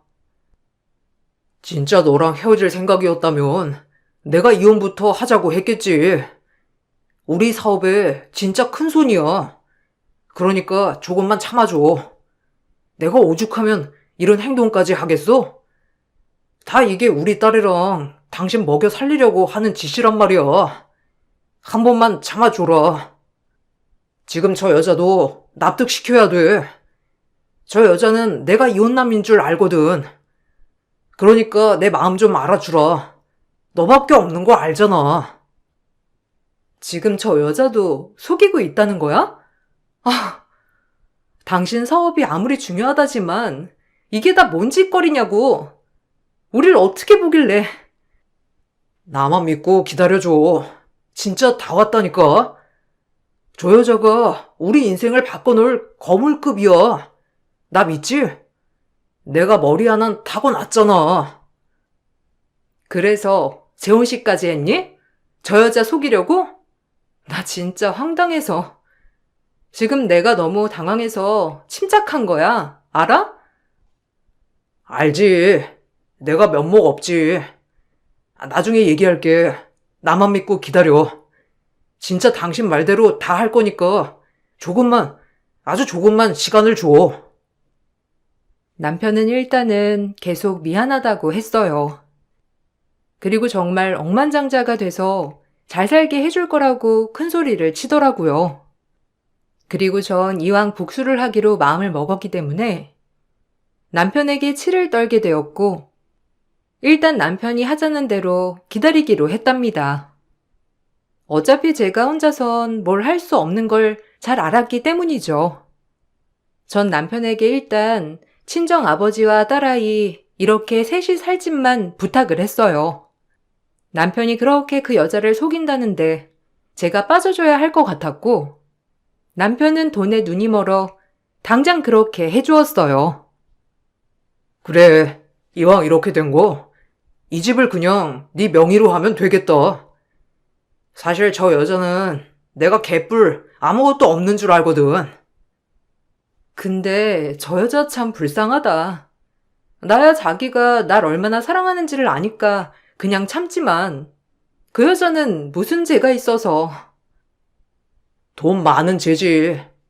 그러니까 당신은 기다리기만 하면 돼. 알겠지? 조금만 기다리면 내가 돈방 속에 앉게 해줄 테니까. 남편은 그렇게 그 여자와 절 기만하며 사업의 원대한 꿈에 부풀어 있었어요. 하지만 전 복수를 하기로 다짐을 했기 때문에 엄청난 계획을 세우기 시작했고 남편은 거래처에서 물량을 전부 확보한 뒤 사업을 시작해 나갔답니다. 하지만 거래처 물량을 가져옴에 따라 돈을 입금해 줘야 했는데 내연녀가 연락이 되지가 않았고 남편은 난리가 나게 되었어요. 그야말로 아비규환 그 자체였고 전 그 모습을 보니 진짜 통쾌해서 웃음이 나더라고요. 사실 오늘이 거래처 입금 날이라 회사에 따라 나와 봤거든요. 이 꼴을 제 눈으로 직접 확인하고 싶었고, 남편이 당황하는 얼굴을 생중계로 보고 싶었기 때문이에요. 이 여자, 왜 연락이 안 되지? 잔금 치러야 하는 날짜인데, 미치겠네. 혹시 무슨 일이 생긴 건가? 어떻게 이런 일이 있지? 알려줘? 저기요, 여기 들어와 보세요. 지금 이 사람이 아주 걱정이 되는 나머지 엄청 떨고 있는데 어쩌실래요? 자기 지금 웃어? 지금 웃을 때가 아니야. 얼마나 심각한데. 이 여자가 돈 보내주기로 한 날이라고. 우리 사업 투자. 아버님이 주신 돈으로 택도 없잖아. 그러니까 내가 이 여자 꼬신 거지. 달리 꼬셨겠어? 지금 웃을 때가 아니야. 진정해. 저기요, 빨리 들어와 보세요. 지금 이 얼굴 저 혼자 보기 아까우니까 여러분들이 좀 봐주셔야겠습니다. 얼른 오세요. 제 말이 끝나고 남편의 회사에서 문을 열고 들어오는 사람은 다름 아닌 상간녀였고, 뒤이어 들어오는 사람은 저희 아버지였어요. 사실은 이 일이 있고 나서 어떻게 복수할까 싶은 마음이었는데, 솔직히 제가 할 수 있는 건 이혼 소송밖에 없었어요. 하지만 남편에게 너무 가벼운 형벌 같았고, 돈에 벌벌 떠는 사람이니 상간녀에게 이 모든 걸 폭로했던 거예요. 하지만 사랑에 눈이 먼 상간녀는 끝끝내 믿지 않으려고 했지만, 저희 아버지가 집을 팔아 남편에게 건넨 내용 증명과 모든 걸 보여주니 그제야 믿었어요. 어떻게 이 인간이 날 속여? 깨끗이 이혼했다더니 법적으로도 부부였고 장인한테 집까지 받아? 내가 진짜 어이가 없어서. 그런데도 불구하고 내 등을 치려 해? 저 절대 가만 안 있을 거예요. 제가 어떻게 하면 되죠? 계획에 동참할게요. 전 그냥 남편의 계획대로 기다리는 코스프레를 할 테니 그쪽은 남편 사업을 지지해주는 척을 하세요. 여태껏 했던 것처럼. 그리고 남편이 모든 일을 다 벌렸을 때 그때 헤어짐을 통보하시면서 남편에게 혼인 빙자로 소송을 거시던지 하면 될 것 같네요. 사실 그쪽도 피해자인 거 알지만 저 역시 정말 자식을 낳고 산 사람으로서 어이도 없고 화도 나고 미쳐버리는 마음이거든요. 그렇겠네요. 어쨌든 우리 한 남자 조지는 거 잘 한번 해봐요. 제가 당하고는 못 사는 성격이거든요. 잘못 걸린 거죠 뭐. 그래놓고 나랑 새 출발하는 척 하다니. 내가 어떤 여자인 줄 알고 날 물러봐? 어제까지도 사랑한다더니 다 거짓말이었어. 그렇게 의기투합을 했고 남편은 승승장구가 될 줄 알았으나 모든 것의 시동이 꺼져버렸어요. 그리고 저에겐 이혼소송, 상간녀에겐 혼인빙자 사기 소송을 당했답니다. 당연히 상간녀는 저와 이혼한 줄 알고 모든 걸 시작했기에 제가 상간녀 소송을 걸 순 없었어요. 그렇게 하루아침에 남편은 법의 판결을 받게 되었고 전 이혼 소송과 함께 아빠의 집을 팔아준 투자금 회수 신청을 하였어요. 우리 아빠가 준 돈 설마 회수 못할 거라고 생각한 건 아니지? 혹시 몰라 우리 계약서 썼었잖아. 기억나나 몰라? 그냥 그건 우회적으로 쓴 거잖아. 뭘 그렇게 중요한 거라고. 내가 알아봤는데 투자금 명목이면 절대 회수 못한다고 하던데? 그건 네가 제대로 안 알아봤나 보지. 이 바보 멍청아.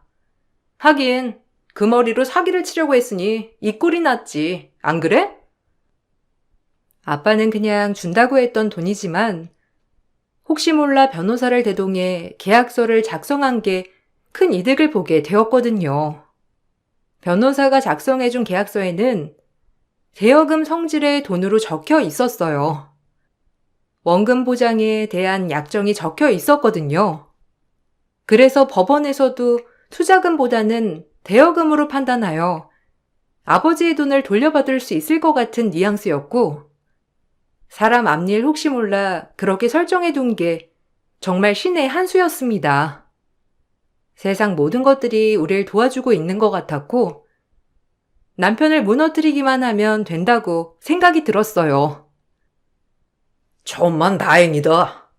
저런 버러지 같은 것에게 돈 다 뜯기나 했는데 그 사람 말 듣길 잘했어 진짜. 내 이놈, 이젠 큰일이야. 와, 무슨 이런 주황이. 아버님이 저 그냥 주기로 한 돈이잖아요. 그러니까 그냥 그 말 지키시죠. 남자가 째째하게. 째째? 너란 인간은 그런 말 할 자격도 없는 인간이야. 남자가 구질구질해가지고 그런 행동을 해? 너 같은 놈 용서 안 해. 애 볼 생각도 마. 어차피 애한테 아빠는 맨날 늦게 들어오고 애 얼굴도 안 보는 인간이니 타격도 없겠지만 넌 이제 끝이야. 남편의 100% 잘못이지만 법정 판결은 참 오래 걸렸답니다. 그 와중에 남편은 혼인 빙자까지 겹쳐서 이리저리 불려다니기 바빴거든요. 그렇게 장장 3년 8개월이란 시간이 흘렀고, 전 이혼과 정신적 피해 보상이라는 위자료, 그리고 투자금 회수 신청을 할 수 있었어요. 그리고 남편은 상간녀에게도 위자료를 줘야 하는 지경까지 이르러서 거의 파산까지 가게 되었죠. 상간녀는 정말 독하긴 하더라고요. 남편에게 혼인빙자로 위자료를 뜯어내는 것도 모자라서 그동안 선물로 준 명품이며 돈까지 싹 다 받을 수 있게 소송을 걸었답니다. 세상에 공짜는 없던 거였고, 상간녀가 워낙 재산이 빵빵했던 여자였기에 뒤에 있던 변호인들도 엄청난 변호인들을 썼더라고요. 남편은 저뿐만 아니라 상간녀를 농락한 죄를 정말 달게 받게 되었답니다. 한 남자 인생 이렇게 망치니 좋냐? 내가 기다리라고 했잖아. 너랑 네 애비 그리고 딸년 먹여 살린다고. 왜 내 말을 못 믿어? 남 등쳐먹어서 그렇게 살게 해달라고 한 적 없어. 그리고 그 여자뿐만 아니라 넌 나까지 기만한 거야. 아, 너 알아보니까 우리 엄마 장례식 때 그 여자랑 여행도 간 거라며? 그 여자가 다 말해주대? 내가 그 여자랑 짜고 칠지 몰랐다는 네 지능이 레전드야. 네 어미 나한테 뭐 해준 게 있다고 내가 가서 고생을 하냐? 일이 이렇게 됐으니 말하는데 나도 지겨웠어. 왜 이래? 미쳤네. 부모 없이 자란 게 이런 데서 티가 나는구나. 그래도 장모가 돌아가셨는데 해준 거 없다고 고생? 애초에 배운 게 없는 놈이랑 결혼하는 게 아니었어. 부모 유산 하나 가지고 있는 걸로 우리 집 도와주면서 내 환심 사고 결혼한 내가 미쳤지. 그래도 진짜 너 때문에 인생 공부 많이 했다. 그리고 내 딸을 얻을 수 있었으니 후회는 안 할게. 이것도 공부니까. 나도 널 만난 게 진짜 최악이다. 기껏 먹여 살려주려고 노력했더니 감히 내 뒤통수를 쳐? 너 어디 얼마나 후회하는지 보자고. 전 남편의 말이 끝나자마자 길바닥에서 남편의 머리털을 다 쥐어 뜯어 놓았고, 오히려 길 가는 사람이 저를 말리는 지경에 이르렀어요. 그렇게 좀 뽑고 나니 마음의 진정이 되더라고요. 정말 다신 상종하고 싶지 않은 인간이라고 생각했어요. 아무리 애 아빠지만 내가 어떻게 남자 보는 눈이 이것밖에 없었나 싶은 게 후회가 되면서 슬픔이 물밀듯 밀려오기 시작했죠. 야, 나한테 머리털 뽑힌 거 고소해. 쓰레기 같은 인간. 너란 인간 믿고 결혼한 내가 잘못이지. 우리 친정아빠도 불쌍해. 그냥 잘 살고 싶었을 뿐인데 이게 이렇게 질타받을 일이야? 아니 나만 믿고 기다리라니까. 재혼도 다 가짜였다고. 그 여잔 뭔 죄니? 너 같은 인간이 내 통수 칠 거라고 생각은 안 할 것 같아? 너란 인간에게 진심은 없잖아. 이제 넌 망했어. 남편은 저에게 머리털이 뽑히고 아무 말도 없더라고요. 오히려 독침을 맞은 듯 뭔가 깨달은 게 있는 것 같았어요. 전 그렇게 남편의 인생을 주저앉히고 새로운 인생을 살려고 발버둥 쳤답니다. 남편은 아이를 생각해서인지 그래도 저에게 따로 가해에 따른 고소를 하지 않았고 그 길로 자취를 감췄어요. 다달이 어떻게 돈을 버는진 몰라도 그래도 양육비는 지속적으로 보내는 줬답니다. 자기가 부모 없이 커서 그런지 딸에게만큼은 그래도 책임감을 다하는 모습을 보이긴 했어요. 이혼녀가 되었지만 전 아이를 챙겼어야 했고 홀로 계신 아버지를 챙겨야 하는 가장이 되었지만 그럼에도 얻은 건 남편에게 집 하나를 받았더라고요.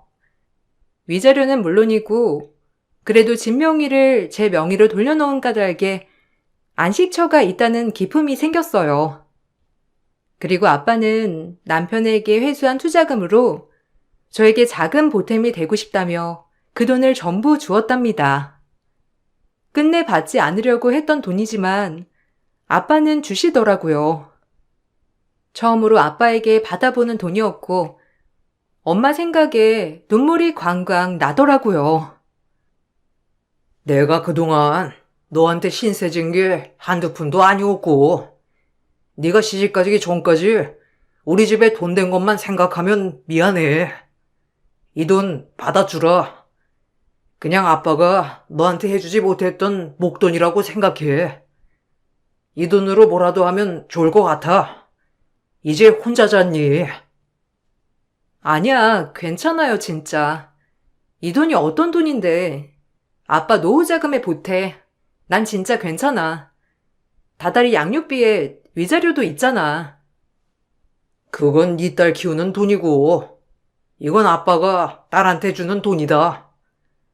내가 네 엄마 볼 면목은 있어야 하지 않겠어?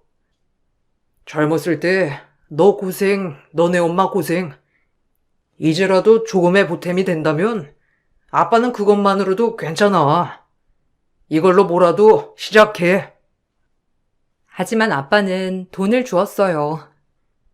그리고 전 그 돈으로 부동산 경매를 시작하는 초석을 다지게 되었고 8년이 지난 지금 정말 시기 좋게도 건물 2채에 아파트 1채를 가질 수 있었답니다.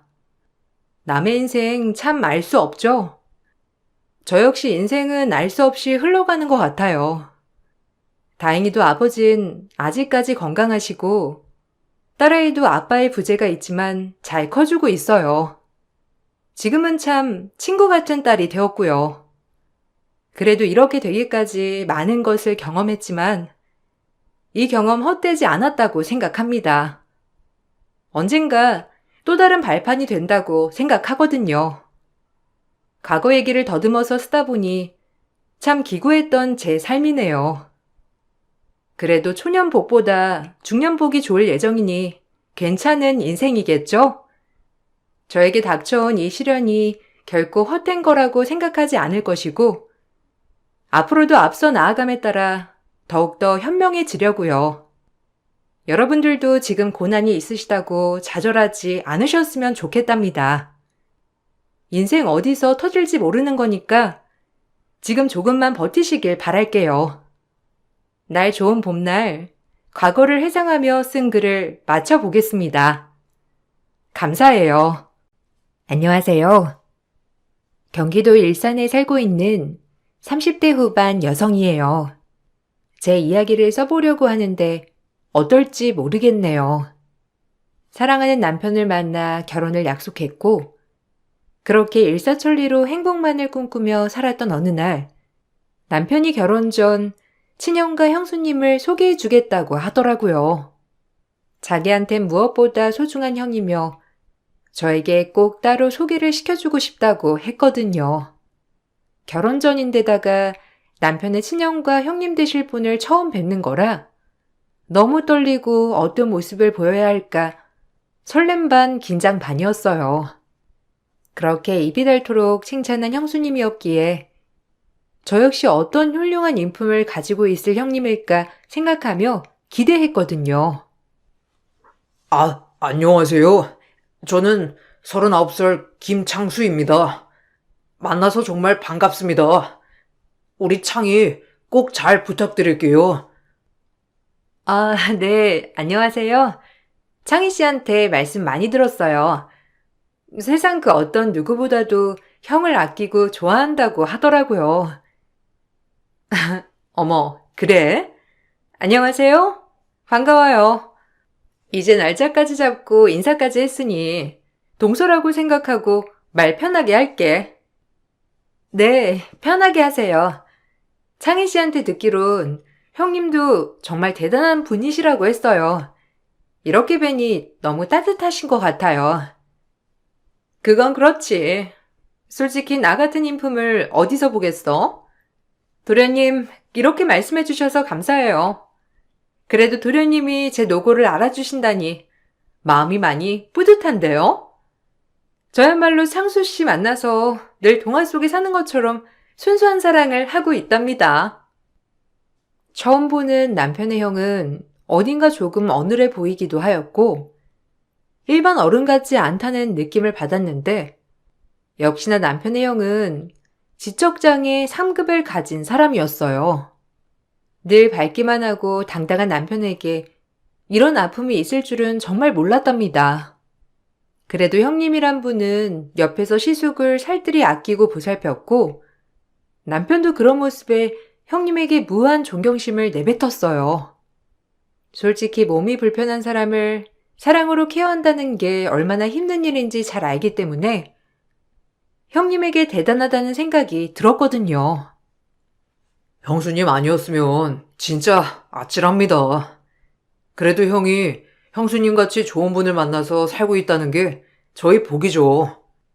창수 씨가 솔직히 저 아니면 사람들 만나는 것도 힘들어하고 그래서 저도 약간 버거울 때가 있는데 어쩌겠어요. 저희가 이렇게 사랑하고 장애인이건 비장애인이건 서로 행복하기만 하면 되는 거잖아요. 저도 창수 씨 덕분에 이런 순수한 영혼이 아직까지 있다는 거에 매번 놀라고 있을 뿐이에요. 뭐 말이야 나와서 하는 말인데 창수 씨랑 저랑 만나게 된 스토리도 영화잖아요. 어머, 그러게요. 정말 존경스러워요, 형님. 언제나 좀 답답하거나 맛있는 거 드시고 싶을 때 저희 같이 데이트해요. 형님이랑 이렇게 알콩달콩 지내는 게 제 소원이었는데 창희 씨 발음대로 형님네랑 정말 잘 지낼 수 있을 것 같거든요. 그래? 그렇게 봐주니 고맙네. 내가 아무래도 이 집안 선배이기도 하고 동서 형님이니까 나한테 잘하면 다 자네한테도 이득이 돌아와. 그리고 내가 어디 보통 사람인가? 난 우리 창수 씨랑 가슴으로 사랑하는 진정한 휴먼이거든. 그래, 형수님이랑 잘 지내봐. 형수님 진짜 요즘 시대에 보기 드문 분이시거든. 그러니까 잘 지내면 득일 거야. 정말 아름다워 보이더라고요. 솔직히 저에겐 와닿지 않았던 삶이었는데 형님은 모든 걸 내려놓고 장애인인 아주버님을 진심으로 사랑한다고 하셨어요. 그 모습에 남편 또한 감명을 많이 받았고 뒤이어 만난 시댁 어른들 또한 형님에게 엄청 고마워하였거든요. 저 역시 너무 행복하다고 생각을 했답니다. 하지만 형님의 가면은 저에게 하나둘 벗겨지기 시작했고 이해가지 않는 것들이 생기기 시작하였어요. 이 모든 것들을 겪게 되자 철저히 형님이란 사람이 도대체 어떤 사람일까라는 의구심이 차올랐답니다.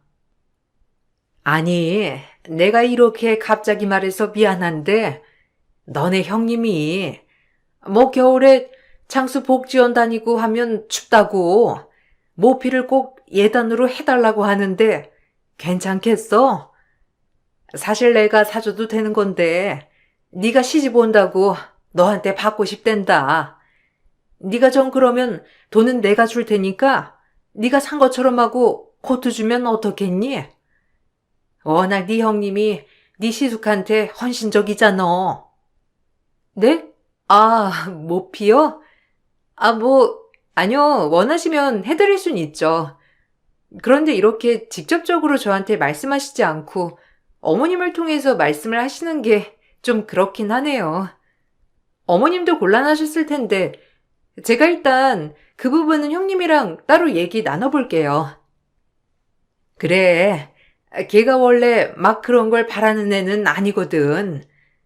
근데 그래도 동서 한 명 생긴다고 대접은 받고 싶나 봐. 그렇다고 막 보라고 하진 마라. 걔 딴에도 그냥 소극적으로 갖고 싶은 거 하나 생겼나 본데 그럴 수 있잖니. 다 좋은 게 좋은 거야. 어머님은 애써 난감해하며 저를 달래주시려 말씀을 했지만 사실 찝찝했어요. 모피가 100, 200 하는 것도 아니고 자그마치 예단 금액을 아예 890만 원짜리로 썼더라고요.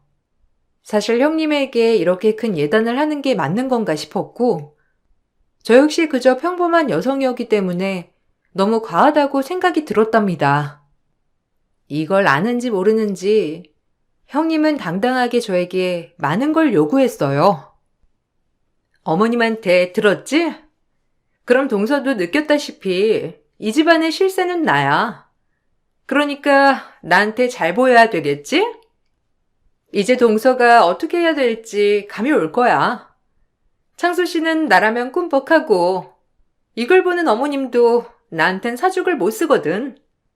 사실 정신이 온전치 못하는 아들 건사해서 키워주는 거나 마찬가지인데 나한테 잘하지 않고 지들이 백일 수나 있겠어? 형님, 말씀이 심하시네요.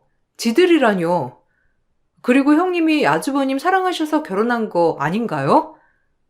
꼭 이 집안의 약점이라도 잡은 것처럼 말씀하시네요. 그렇게 따지면 대가성 있는 사랑이랑 뭐가 다르나요? 지금 말씀하신 건 못 들은 걸로 할 테니 말 조심해 주세요. 우리 꽤 말이 잘 통할 줄 알았는데 말이 영 안 통하는구나? 그럼 내가 널 개조시켜 줄게. 어디 두고 봐. 나한테 잘만 하면 내가 예쁘게 우쭈쭈 해주려고 했더니만 감히 내 말에 반기를 들어?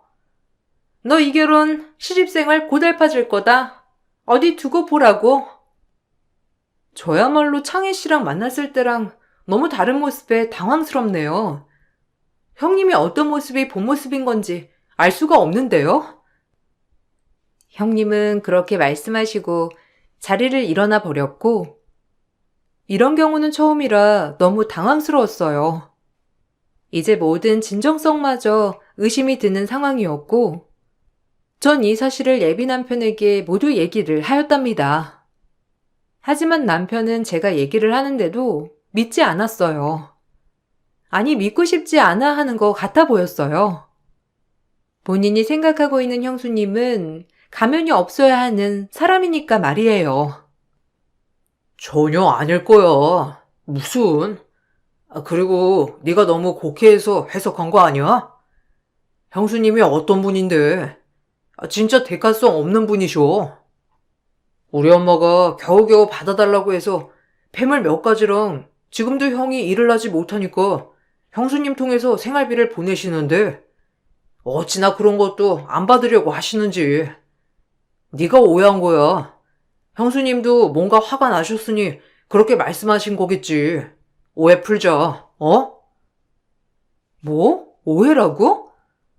대놓고 나한테 이 집안의 실세니 뭐니 하시는 분인데 이게 오해가 맞아?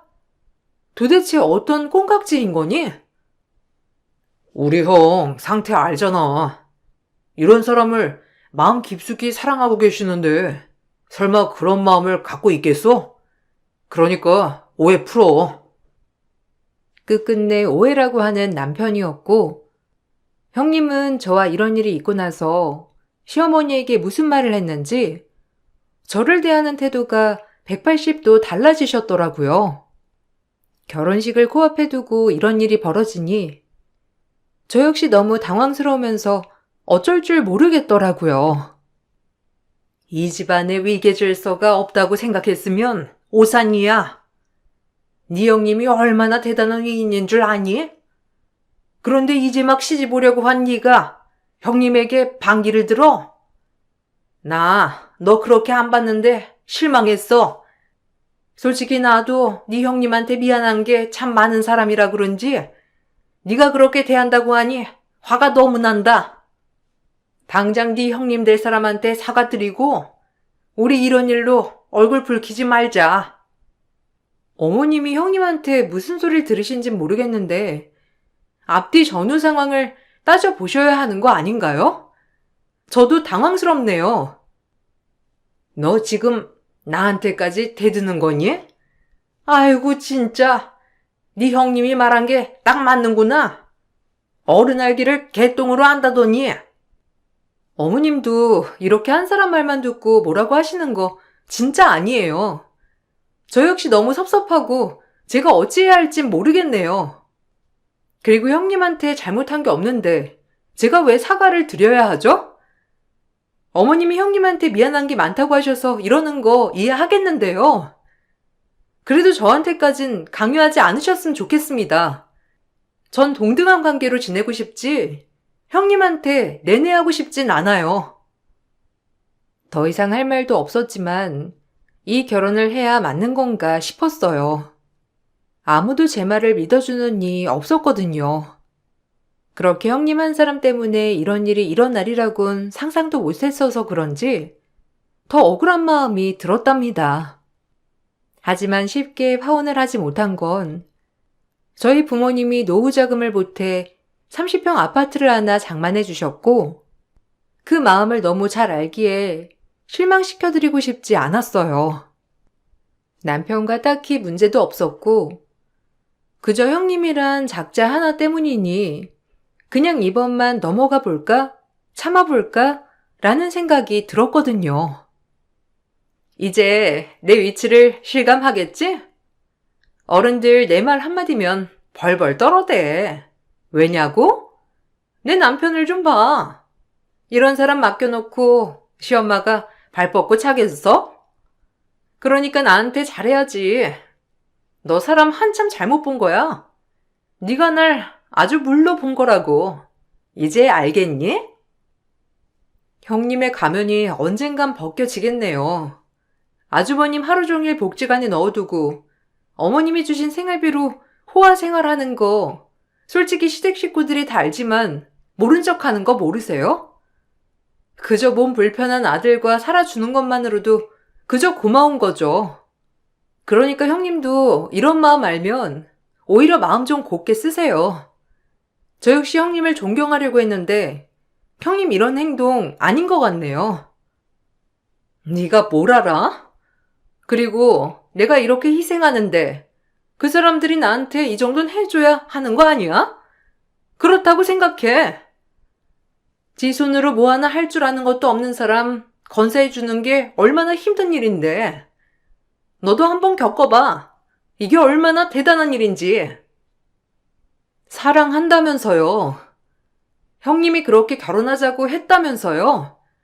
근데 왜 이제 와서 이런 생색들을 내면서 그러는 거죠? 형님은 본인이 시숙을 케어하는 것에 대해 엄청나게 희생을 하고 있다고 했어요. 저 역시 그건 동의하지만 말을 저렇게 하는 게 시숙을 진심으로 사랑하는지에 대한 의문이 들었어요. 두 분은 복지관에서 만났다고 했고 순수한 아주버님에게 형님이 빠졌다고 했거든요. 그리고 시댁에서 힘들 것을 생각해 결혼을 반대하자 본인이 좋다며 죽자 사자 한 결혼이라고 했습니다. 형님이 너무 싫었지만 전 남편과 결혼을 했고 제 결혼식장에서도 형님은 주인공인 것처럼 시댁 어른들에게 행동을 했어요. 마치 저를 나쁜 사람인 것 마냥 흘리는 뉘앙스를 풍기며 본인이 또 비련의 여주인공이 된 것처럼 사람들에게 환심을 산 거죠. 어머, 작은 어머님 아니세요? 저 창수 씨 와이프 되는 사람입니다. 그때 보셨죠? 우리 창수 씨 많이 건강해졌죠? 아이고, 아유, 그러게. 아우, 자네가 고생이 많어. 사실 일반 사람들도 힘든 일인데 사랑으로만 돌보기가 어디 쉬운 일인가? 그런 말씀 마세요. 전 창수 씨 없으면 죽은 목숨이나 다름없으니까. 근데 동서가 참 절 안 좋게 봐서 힘드네요. 아니, 왜 그래? 아니, 신부 얼굴이 아주 참해 보이는 게 이 집안이랑 딱이구만. 왜 혹시 형님을 감히 무시하고 그러는 건가? 뭐, 그렇다고 할 수 있죠. 제가 아무것도 없고 창수 씨마저 이러니까 저까지 본인 아랫사람으로 보이나 봐요. 아, 예, 결혼식장인데 그런 말은 나중에 하자꾸나. 어른들이 오해하실라. 그래도 네 동서 결혼식인데 그건 아닌 것 같다. 뭐라고요? 어머님, 지금 저한테 이래라 저래라? 아, 그렇죠. 어머님도 이제 적응되신 거죠? 제가 희생하는 게 그런 거죠? 아니, 내 뜻은 그게 아니라. 그래도 그건 아니라는 거야. 여기가 그래도 좋은 행사장이잖니. 그러니까 좋게 말하는 거야. 아니요. 어머님도 변하셨어요. 동서 없을 땐 그렇게 절 안 껴주시더니 동서가 생기니 저 같은 건 안중에도 없는 거죠? 전 아침부터 밤까지 늘 창수 씨 곁에서 손이 발이 되도록 늘 케어하는데 어떻게 그런 저에게 어머님이 그러실 수 있어요? 제 결혼식장 로비에서 이런 일이 벌어졌고 이 모습을 친구들이 보고 있다가 저에게 말을 해주었답니다. 저 역시 너무 어이가 없으면서 신부 대기실에서 표정 관리가 안 되더라고요. 시어머니는 한복을 입은 채로 형님을 달래기 바빴고 형님 옆에서 아무것도 모르는 얼굴을 한 아주버님은 그저 해맑았다고 했어요. 남편도 형수님을 좋아했지만 그 일에 대해선 표정이 어두워졌다고 했습니다. 결국 형님이 울고불고 쇼 때문에 결혼식은 5분이나 지체되었고 그 다음 결혼식을 위해서 제 결혼식은 빨리 진행되어야 했어요. 사실 너무 화가 나더라고요. 한 번뿐인 결혼식을 마음 급하게 하객들 눈치 보랴, 부모님 눈치 보랴 힘들었어요. 미안해. 결혼식 끝나고 보니까 너한테 너무 미안한 거 있지? 네가 이렇게 생각이 들게 한 거 자체가 너무 미안해. 미안? 당신도 이제 좀 보이는 건가? 그 눈빛과 행동들이? 난 하나뿐인 결혼식이 어떻게 진행되는 것조차 모르게 그냥 흘러가 버렸어. 이 눈치 저 눈치 보랴. 당신 형수님이 그런 사람이야. 남의 행사장 와서 이렇게 행동한다는 게 말이 돼? 결혼식이 끝나고 미안하다고 하는 남편이었고 어차피 끝난 결혼식 더 이상 왈가왈부하지 말자고 생각했어요. 그렇다고 남편과 헤어질 게 아니었기 때문에 계속해서 이 문제에 대해 따지고 싶지 않았거든요. 대신 남편도 본인 형수에 대해 조금은 이상한 느낌이 들었던 건지 앞으로 되도록이면 가까이 하지 말자고 하였고 저 역시 그런 말에 마음이 사르르 풀리게 되었답니다. 그리고 신혼여행을 다녀와서 저희는 바로 신혼집 입주를 시작하게 되었고 이삿날 반갑지 않은 얼굴이 등장했어요. 어머, 동선의 아파트 진짜 대박이다. 뭐 얘기는 들었는데. 아, 신혼여행 다녀왔으면 나한테 인사를 먼저 올려야지. 감히 손윗사람인 내가 오게 만들어? 역시 동서 인성을 알아봤다니까. 8층이라고 했지? 내가 직접 봐야 마음에 드는지 확인하지. 확인이요? 그리고 저희 이삿날이라서 매우 바쁘거든요. 형님이랑 이렇게 입씨름할 시간 없으니까 돌아가 주세요. 어머, 어머님한테 못 들었나 봐? 나 어머님한테는 통보했는데.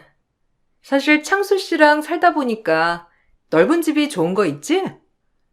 아픈 사람이랑 같이 있는데 25평도 너무 작은 거야.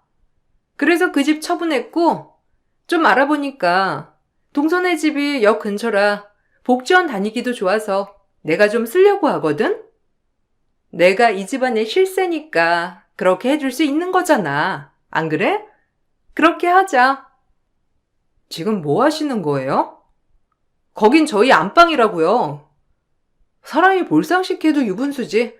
어쩜 이렇게 경우가 없을 수가 있어요? 동서는 신혼이잖아.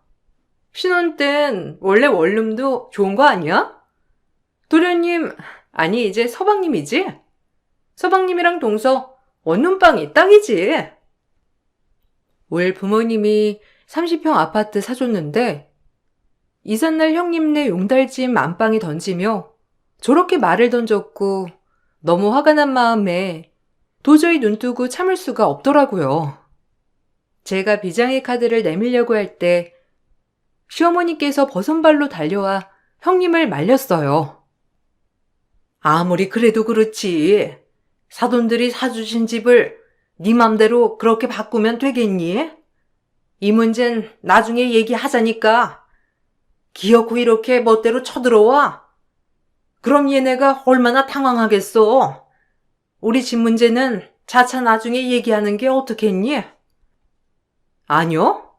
어머님, 저 창수 씨 데리고 살아주는 사람이에요.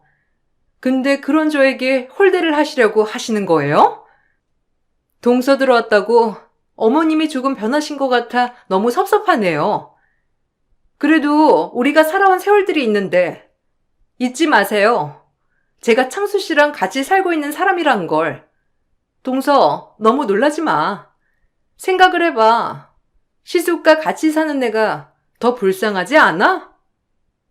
어머님과 남편의 모습도 이건 아니라는 얼굴이었고 저 역시 정말 아닌 것 같은 생각이 들었어요. 그리고 모두가 있는 자리에서 비장의 카드를 꺼내게 되었고 그것은 서류 한 장이었답니다. 제가 조용히 서류 한 장 쓱 내밀자 형님네가 눈이 뒤집히며 기절한 듯한 연기를 하였고 그것을 본 시어머니와 남편은 이게 어떻게 된 거냐며 형님에게 쌍심지를 켰어요. 형수, 이게 뭐예요? 이거 우리 형이 취업을 해서 일을 하고 있다는 재직증명서 아닌가요? 아니 이게 어떻게... 형수! 우리 엄마가 다달이 생활비 보내주지 않아요? 근데 왜 성취도 않은 형이 일을 하고 있는 거죠? 이게 어떻게 된 거냐고요? 아니 이게 어떻게... 동서, 지금 뭐 하자는 거야? 그리고 이거 남의 거 떼보는 거 불법인 거 몰라? 동서가 이걸 어떻게... 진짜 양심도 없더군요. 사실 형님이 말하는 뉘앙스나 행동을 봐선 전혀 아주버님을 사랑하고 있는 것 같지가 않았고 무슨 이 집에서 대단한 일을 하는 것 마냥 받으려고만 하셨잖아요. 너무 이상하더라고요. 그런 사람이 과연 아주버님에게 정말 잘할 수 있을까? 잘하는 걸까? 그래서 제가 뒷조사 좀 해봤어요. 근데 아침마다 아주버님이 복지원이 아니라 고무줄 공장으로 출근을 하시더라고요. 그것도 꽤나 익숙하게. 뭐 거기까지 좋아요. 사회생활도 하고 사람들도 만나고 오히려 아주버님한테 좋은 거겠죠. 근데 그 고무줄 공장 사장이랑 형님이랑 보통 관계가 아니던데요? 거기서 아주버님 넣어두고 뭐 하셨어요? 그리고 아주버님이 벌어오는 돈이 형님 통장으로 들어갈 텐데 도무지 이해가 안 가네요. 두 식구가 어머님한테 따로 돈 챙기고 아주버님 월급에 나라에서 지원 나오는 금액에 도대체 다 어디다 쓰는지도 의문이에요. 어디 떳떳하면 여기서 해명해 보세요. 너 정말 끝까지? 네가 내 계획을 망쳐? 내가 얼마나 대단한 사람인데 장애인을 데리고 살고 있는데 그래. 그럼 법정에서 얘기하세요. 그렇게 당당하고 품위 있는 형님, 얼마나 법정에서 우아하고 고고한지 내 눈으로 확인할 거니까. 형님은 제 말에 입을 다물지 못했어요. 그리고 아무 말도 없이 그 자리에서 도망쳐 버렸답니다. 시어머니도 이 사실에 기가 막혀 있고 왜 진작 말하지 않았냐고 하시더라고요. 사실 저도 결혼식 직전에 알았던 사건이었고, 이사를 하고 나서 천천히 말씀을 드리려고 했던 계획이었지만, 이렇게 형님이 제 발로 찾아와 터뜨리게 된 거예요. 너무 어이가 없었습니다. 장수야, 너 왜 말 안 했어? 일하고 있다고. 엄마한텐 거짓말하지 말라고 했잖아. 응? 언제부터 일했던 거야? 장수는 일 안 한다. 일 절대 안 한다. 와이프가 말하지 말라고 했다. 그리고 장수는 좋아서 하는 거다. 이거 정말 세뇌당했네. 진짜 형수 가만 안 둬. 와, 어떻게 이런 사회적 약자를 그동안 얼마나 농락하고 무시한 거야? 안 봐도 사이즈가 나오는 이 판에 남편은 분노에 치달았고, 그 뒤 남편은 일사천리였답니다.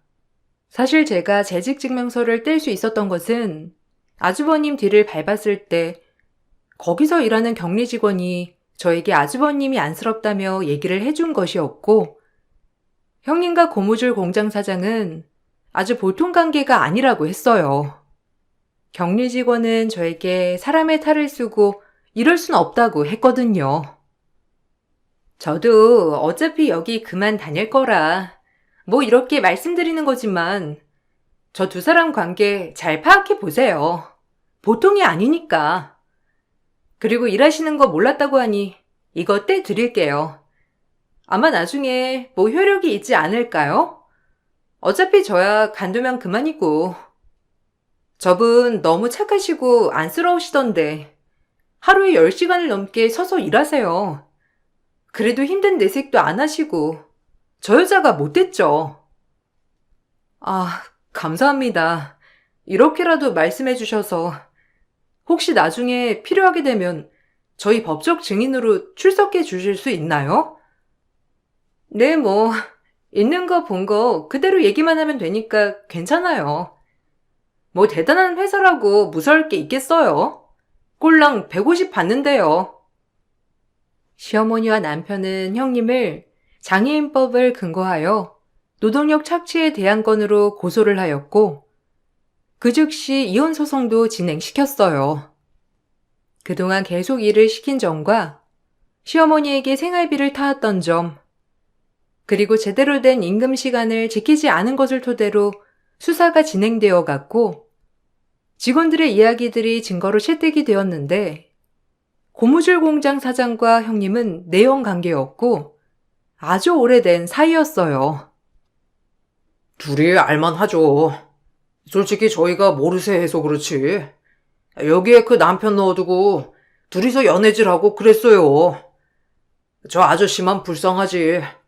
10시간 넘게 밥도 못 먹으면서 얼마나 일만 했는데요. 쉬는 날 없이 솔직히 벌 받아야 해요. 저 두 인간. 맞아요. 저희가 안쓰러워서 밥도 챙겨주고 했는데 남편이 밥을 먹던지 안 먹던지 신경도 안 쓰더라고요. 그로 인해 형님은 이혼 소송에서도 유책 배우자로 진행이 되어 갔고, 그 고무줄 공장 사장도 상간남 소송을 받아야 했답니다. 다행히 아주버님이 지적장애 상금이었기 때문에 완전한 의사 판단이 불가능한 것이 아니라서 아주버님도 저희 뜻을 따라 주었고, 아주 작게 엄마와 살고 싶다는 말을 하는 아주버님이었어요. 정말 마음이 너무 아프고 안쓰러운 생각이 들었어요. 그동안 혹시라도 엄마에게 불이익이 될까봐 형님의 말에 세뇌가 되어서 늘 아무렇지 않은 척했던 아주버님이었답니다. 내가 미안하다. 그 여자 말만 믿고 너를 그러지 말았어야 했는데 어쩜 그 나쁜 것 내가 절대 용서 안 할 거야. 당연하지. 다 탈탈 털어야 돼. 우리한테 그동안 받아간 돈이 얼마야? 형 이렇게 내버려두고 진짜 화나 미치겠네. 둘째야, 미안했다. 아픈 자식 맡겨놓은 심정이라 혹시나 우리 아들한테 해가 될까 오로지 걔 말만 믿으려고 했고 걔 의견만 많이 따라준 거 진짜 너한테 사과하마. 이제 벌 줄 일만 남았어. 그리고 마음 풀어. 천천히 살아가면서 갚을게.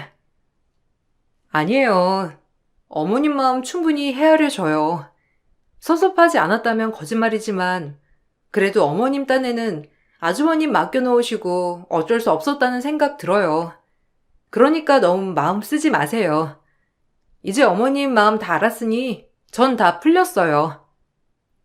어머님은 저에게 사과를 해주셨고 그 마음을 알 것 같았기에 마음이 사르르 녹았어요. 그리고 소송은 진행되어 갔는데 그동안 아주버님에게 돌아온 돈은 땡전 한 푼도 없었고 다 그쪽에서 명품 구입 자금으로 썼더라고요. 이리저리 아주버님을 데리고 다니며 혜택은 혜택대로 받고 일은 강제로 시키면서 말이에요. 그리고 고무줄 공장을 알아보던 중 외국인 노동자와 사회적 약자들에게 임금이 체불되었던 일들이 많았기 때문에 직원들 또한 가만있지 않았어요. 그로 인해 그 고무줄 공장은 고소고발이 되어 자금 조사가 들어가게 되었고 이런 사건 하나로 인해 대두화가 되어 TV 프로에서 취재를 오고 싶다고 했으나 어머님은 그것만은 하고 싶지 않다고 하여 거절하였답니다. 장애인 인권 문제가 심각한 만큼 중대한 사안이었거든요. 죄송해요.